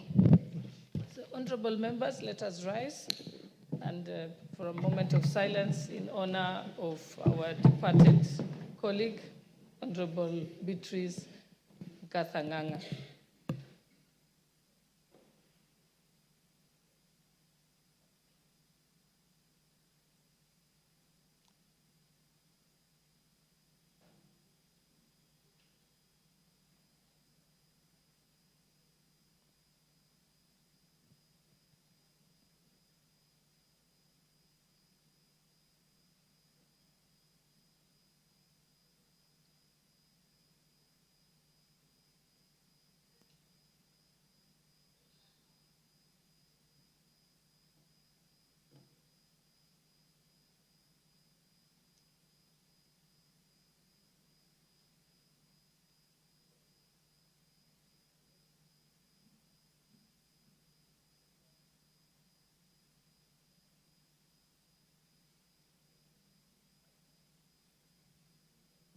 May her soul rest in eternal peace.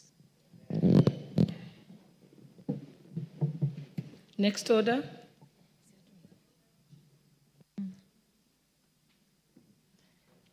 Order number 10, Committee of the Whole House.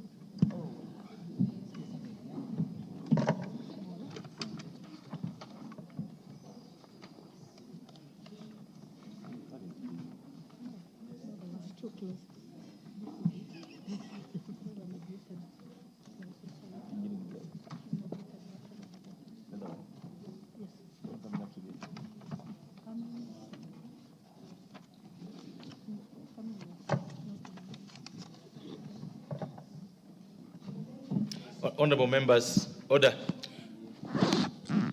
Honorable members, this is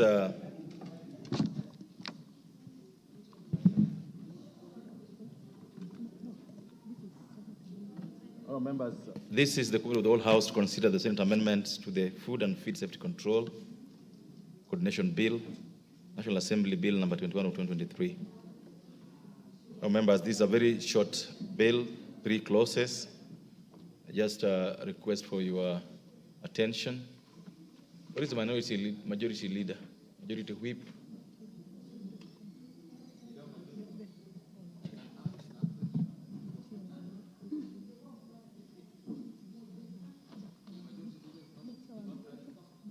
The chairperson of Agriculture Committee in the House.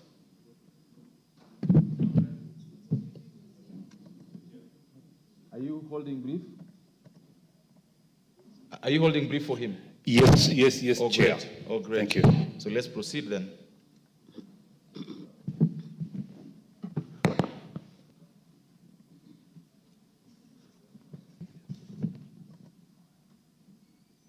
This is a bill that originated from the National Assembly,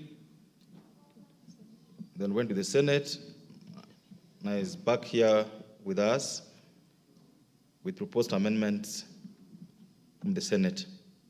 Chairperson of the committee will guide us on how to proceed. Would I request the chairperson, Honorable Justice, could you approach the table?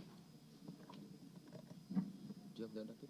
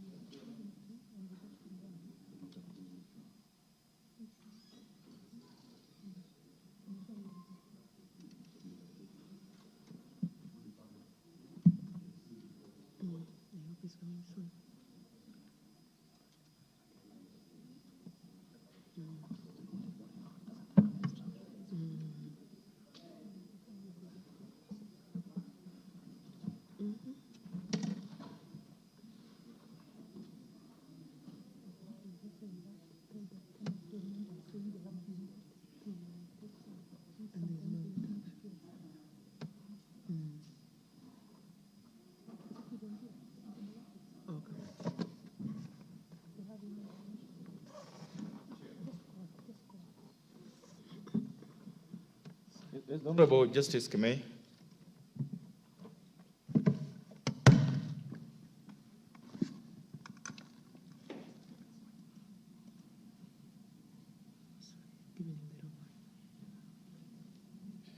Chair, I think we are ready to proceed, Chair.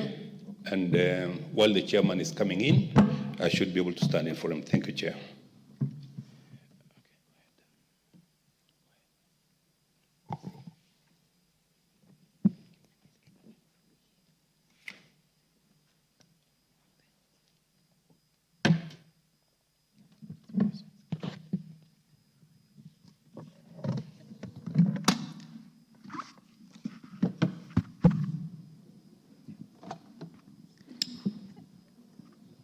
Senate amendments to clause 22.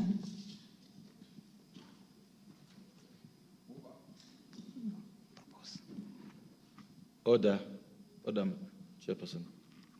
All members, I propose the question that the Senate amendments to clause 22 be now approved. Mover. Chair, we looked at the amendment from the Senate, clause 22, and Chair, after discussing and seeing the merits of the amendment from the Senate, we as a Committee of Agriculture decided to approve the amendment from the Senate. Thank you, Chair.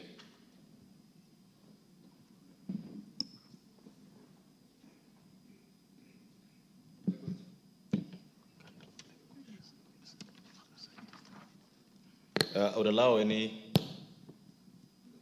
interventions, if there's any. This. Members, I now put the question.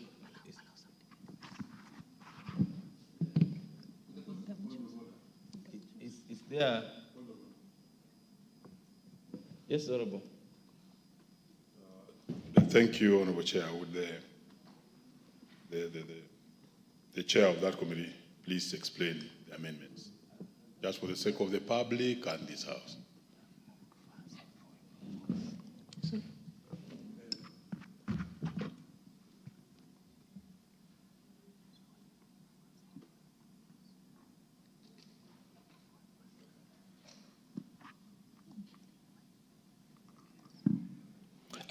Thank you, Chair. Thank you, Chair. I want to give the explanation that in the bill, Chair, we had used the terminology conduct risk management, appearing immediately after the words the controller may, and substituting the words advise on the appropriate risk management measures. Mr. Chair, we have adopted the words from the Senate because they are more encompassing and they represent the entire spectrum of risk management. Thank you, Chair. Thank you. All members, I now put the question, which is that the Senate amendments to clause 22 of the bill be now approved. Will as many of that opinion say aye? Will as many of that opinion say nay? Ayes have it. Clause 25. Mover. Chair, just like in clause 22, clause 25, Chair, is being amended in subclause 3 by inserting the following new subclause. On receipt of the report under subsection 3, order. Sorry. Chair, move the amendment first before you explain. Okay, Chair, I wish to move the amendment and to accept the proposed amendment from the Senate. What is the amendment? The amendment, Chair. Say, just read what is in the order paper. You move the amendment that clause. Chair, I wish to move the amendment that clause 25 of the bill be amended in subclause 3 by inserting the following new subclause. 3A. On receipt of the report under subsection 3B, the governor shall submit the report to the respective county assembly. I beg to move. Members, I now propose the question that Senate amendments to clause order. I propose the question that the Senate amendment to clause 25 be now approved. Ms. Honorable Undo. Again, as my colleague Mwalimu had raised issues, exactly what kind of report are we envisaging? Because what we have here and what the country has does not lead anywhere. What kind of report are we envisaging to be submitted to the county assembly? And what is the county assembly expected to do with that report, considering in many cases the caliber of the MCAs in many of the county assemblies? Yes, Honorable Justice Kamei. Chair, I want to explain, Chair, that as per the laws of the land, we would not expect the governor to submit any report unless it is authorized by the respective county assembly. So we are basically agreeing, Chair, that it should go through the county assembly before it is passed. Thank you, Chair. Honorable Tuku. Thank you, Chair. I wish to support this amendment for a simple reason that members of county assembly are representatives of the people. And indeed, if any report emanates from whatever quarter, needs the approval, ratification, and approval by county assemblies. We are talking of a very important bill here, Food and Feeds Safety Control Coordination Bill. Chair, I come from an agricultural constituency where we do dairy farming, and we have so much of unregulated feeds coming from manufacturers.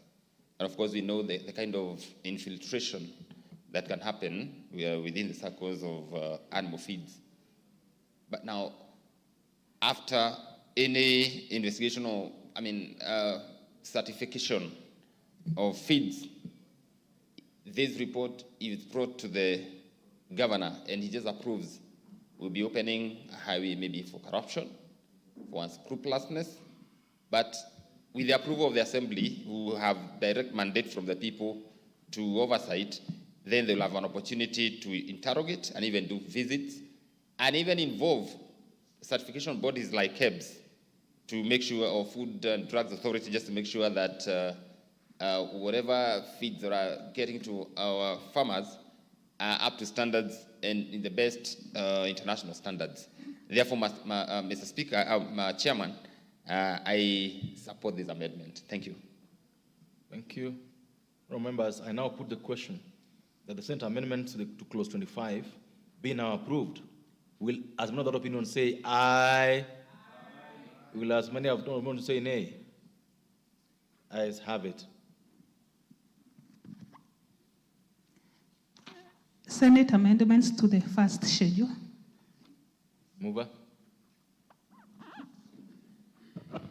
Chair, I wish to move that the first schedule be amended by inserting the following new items immediately after item number 3.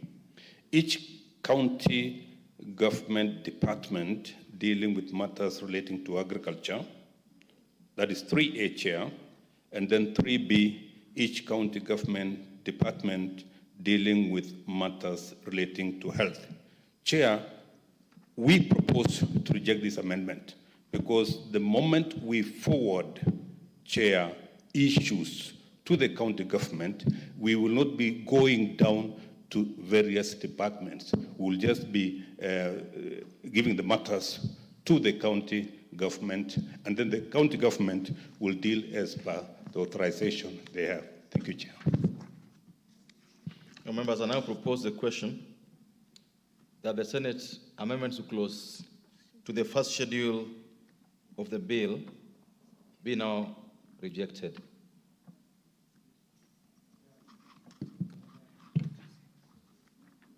Honorable Undo. Chair, I totally concur or agree with the committee. I think at times the county governments overreach themselves. These two small departments they have that have got no value at all to the lives of the people shouldn't be involved in very complicated matters like this. Once we have given once it has gotten to the county, the small department, they have no budget. It's only their own employment bureaus that have got no technical ability to deal with this matter. I totally agree. We reject, but then we go back to mediation. I hope that's the only point of mediation. I wish you well, that you'll be able to convince them to see the necessity to leave it the way it is. Thank you, Chair.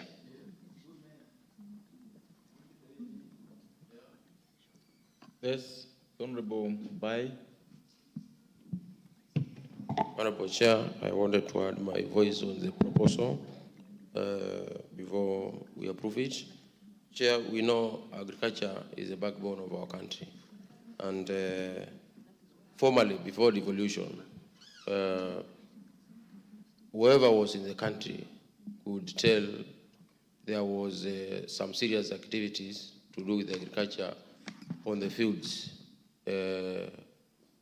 Officers who had been sent there, supporting farmers, having vehicles, having motorbikes. But today, Chair, after devolution, agriculture is not as much supported by the county governments the way the national government used to support agriculture before devolution. Chair, moving, if we take this direction for another 10, 20 years, this country may start borrowing unnecessary or foodstuffs which we have never thought Kenya could run out of, especially beef. We can see the industry of livestock in agriculture is much affected. There are no extension officers. You find some counties with counties, I don't know which county up to this far has ever employed, a veterinary officer. Today they are using public health officers to inspect meat in the towns, and the same public health officers cannot be used as field extension officers for agricultural businesses. So, Chair, I would urge the counties to be more vigilant because they are carrying a very important role of feeding this country.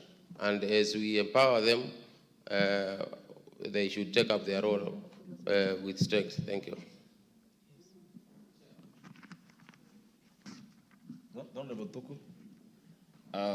Thank you very much, Chair. I also want to support this amendment, but still give my voice, Chair, on the issue of feeds, because this is what we're trying to do in empowering the relevant county government departments dealing with matters relating to agriculture. And, Mr. Speaker, the issue of standards and certification is quite an important matter to this country today because the world is becoming a global village whereby we are now becoming borderless in as far as import and exports are concerned, in as far as competitive and comparative advantage is concerned, whereby now countries will have to trade. We have this slogan that let's go trade, let's exchange goods. Let us enjoy each competitive advantage and comparative advantage, Mr. Speaker. And setting the standards is what I would call panacea to what we want, where we want to go.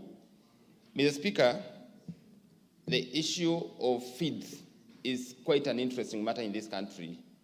If there's no regulation, we cannot trade because we'll not be able to export, especially our beef, our mutton, or our products, agricultural products to other countries. And therefore, Mr. Speaker, empowering departments in county governments by legislation is the way to go. We've had exporters trying even to create quarantine centers so that then they can put their animals in certified areas but without legislation. With this legislation, Mr. Speaker, then it means a farmer in Kinangop, a farmer somewhere in Kwale, a farmer somewhere in Kajiado, can, without belaboring, be able to export their stuff without further certification. And therefore, Mr. Speaker, I support this amendment. Thank you, Mr. Speaker. Thank you. The Honorable Kemei, take your seat. Honorable members, we order. The Honorable Engineer Oscar Sudi, can you take your seat? The Honorable Engineer Oscar Sudi, can you take your seat?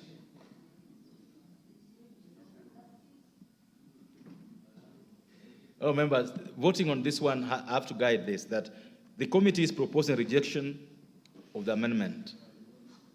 So those who go with the committee will vote nay. Those who go with Senate amendments will vote aye. I hope this is well guided. Yes, Honorable Mbai.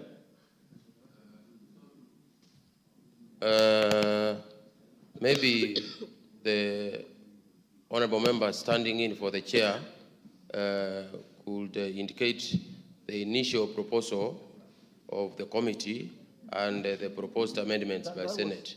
Just to refresh your mind. That was long done. That is what we just finished. Just refreshing my Order. Okay. That was just finished doing. The chairperson moved the amendment and explained the amendment. We proposed the amendment. It's been debated. Now we are voting. That's what has just happened. Just order. We cannot repeat that process. We just finished. So we are going. Members, I will now be putting the question, and I've guided that the committee proposes a rejection of the amendment. Those who support the committee will vote nay. The Senate proposes to amend the bill. Those who support the Senate will vote aye. Therefore, members, I put the question that the Senate amendment, the first schedule of the bill, be now approved. Will as many of the opinion say aye? Will as many of the opinion say nay? Nay. The nays have it. Mover.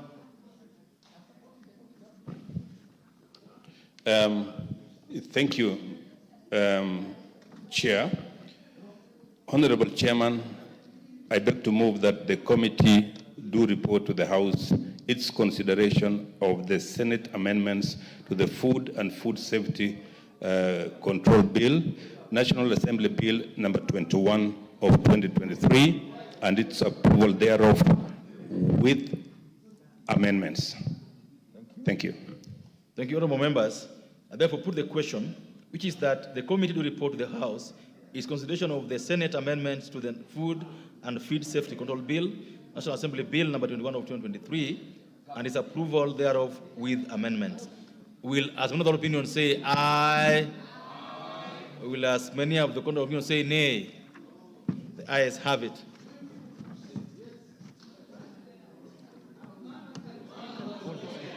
Call the speaker. Call the speaker.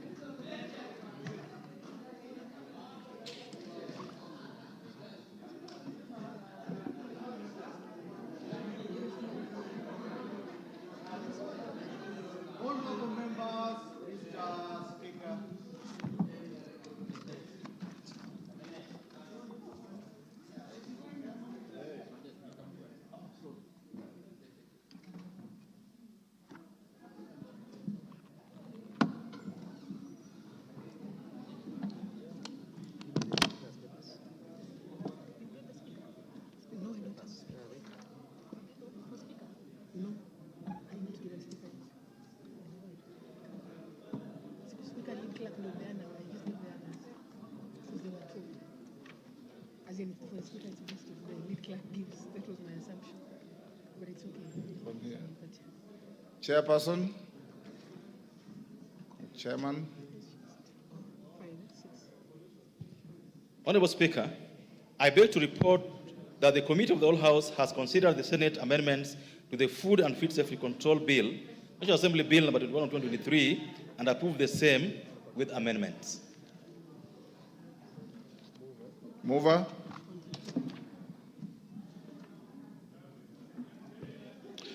Honorable Speaker, I beg to move that the House do agree with the committee in the said report.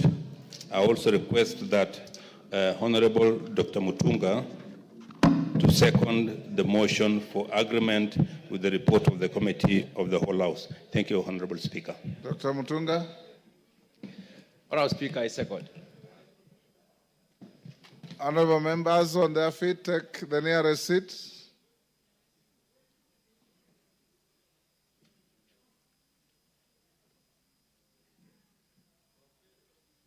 Take the seats. Bashir. Kindiki, take the nearest seat. Where is the nearest?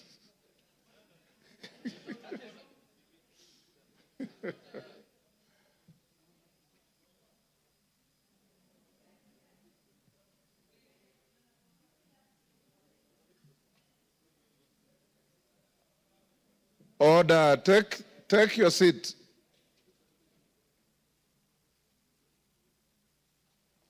Honorable members, I propose the question, which is that the House do agree with the committee in the said report. I now put the question, which is that the House do agree with the committee in the said report. As members of that opinion say aye. Will those of the contrary opinion say nay?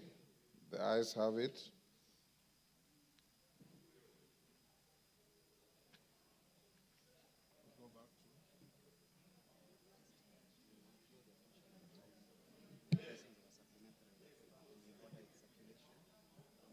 Honorable members, like I did indicate to you earlier, following the meeting of the House Business Committee, authority was given to prepare a supplementary order paper which the clerk has prepared, the Speaker has approved for circulation, and is now available to you.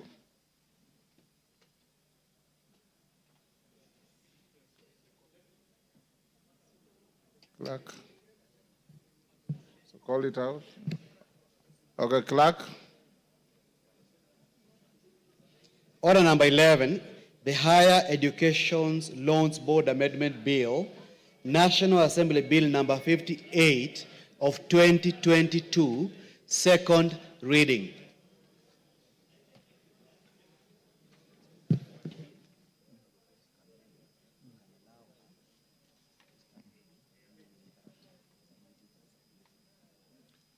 Joyce Kamene, is she in the house? Thank you, Mr. Speaker. Joyce Kamene, you may start moving, but at some point I will interrupt you to deal with the issue that we adjourned the House about before you carry on. Thank you, Honorable Speaker. I wish to move the amendment on the Higher Education Loans Board Amendment Bill, number 58 of 2022.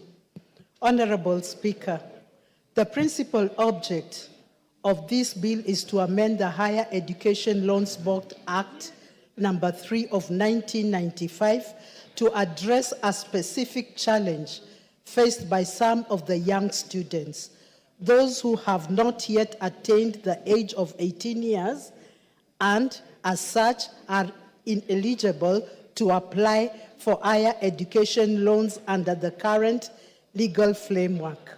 However, Article 27(4) of the Constitution 2010 on equality and freedom from discrimination outlines that the state shall not discriminate directly or indirectly against any person on any grounds, including age. Honorable Speaker, the bill expressly provides that the Higher Education Loans Board shall not deny a loan to a student who has not attained the age of 18 years. This provision recognizes that many students complete Joyce, for the record, you should have started by saying, Mr. Speaker, sir, I beg to move, then you read your bill, be now read a second time. Then you go on with the good things you are saying.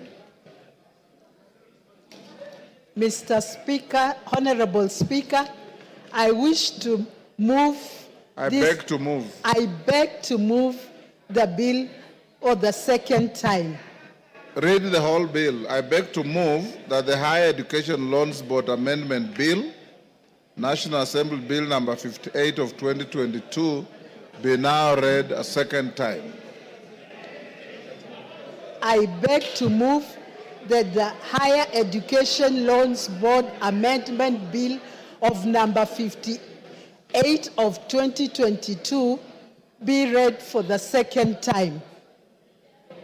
Honorable Speaker, the principal object of this bill is to amend the Higher Education Loans Board Act number 3 of 1995 to address a specific challenge faced by our young students, those who have not yet attained the age of 18 years, and as such are eligible to apply for higher education loans under the current legal framework.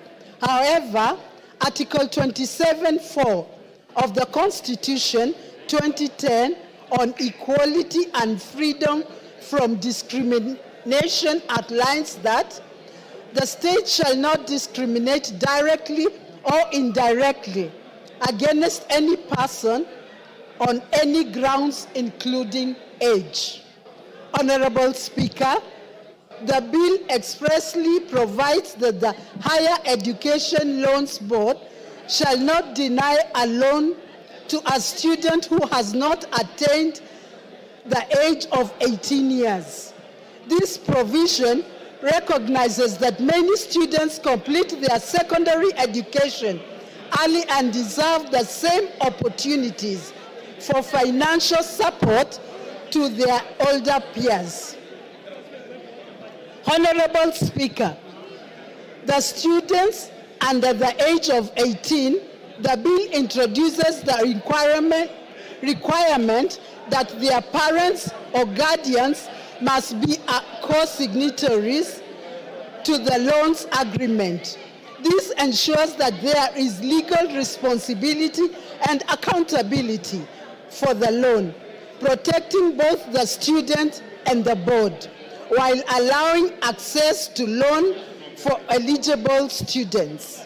Honorable Speaker, Article 43(1)(f) of the Constitution of Kenya on economic and social rights states that every person has a right to education. This guarantees every person the right to education. By removing age-related barriers to accessing higher education loans, the bill seeks to enhance this right, ensuring that all students, regardless to age, have an equal opportunity to access financing to their university education. Honorable Speaker, in addition, Vision 2030 aims to transform Kenyans into middle income country by enhancing access to education and ensuring an educated workforce capable for driving economic development. By removing barriers for students under 18, the bill supports Vision 2030's goal for increasing access to higher education and producing a skilled, competitive workforce. Honorable Speaker, the amendment is also crucial in allowing students who have not yet received their national identification cards to still apply for higher education loans. This removes a significant barrier for many students and ensures that every eligible student can pursue higher education regardless to their age or ID status. Honorable Speaker, This bill ensures that all students, regardless to age, have equal access to financial resources they do not need that they need to further their education.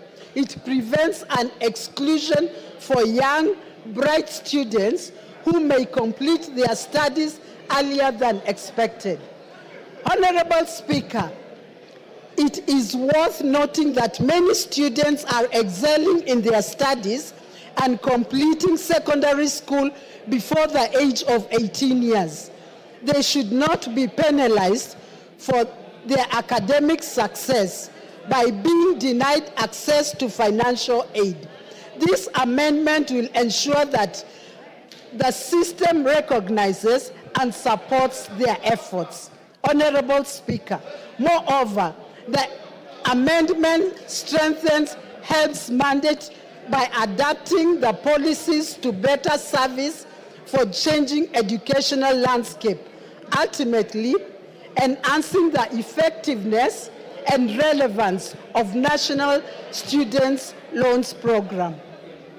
Honorable Speaker, I conclude this amendment is essential in ensuring fairness and inclusivity in our education system. It addresses a long-standing gap and ensures that every deserving student, regardless to age, has access to financial support for their education. It may be said it has been said times without that education is an equalizer. I urge members of this House to support this bill and ensure swift passage for the benefit of our young students and the future of our education system. Honorable Speaker, I beg to move and request Honorable Ounda to second. Honorable Oundo. Thank you. Order, Honorable Oundo. Order, members. Honorable Oundo, hold your horses. Okay. Take your seat. Order, honorable members. Honorable members will hold the bill at order number 11 that has been moved by the distinguished member from Machakos County, Honorable Kamene. Oundo, you'll second after we dispose of order number 12 on the supplementary order paper. Honorable members will proceed as follows. When order number 12 on the order paper, the supplementary order paper is read, the Speaker will give some short ruling on the points of order that were raised by several members this morning. Thereafter, you will have the division bell rung to call you to order for the vote. The House Business Committee has directed that voting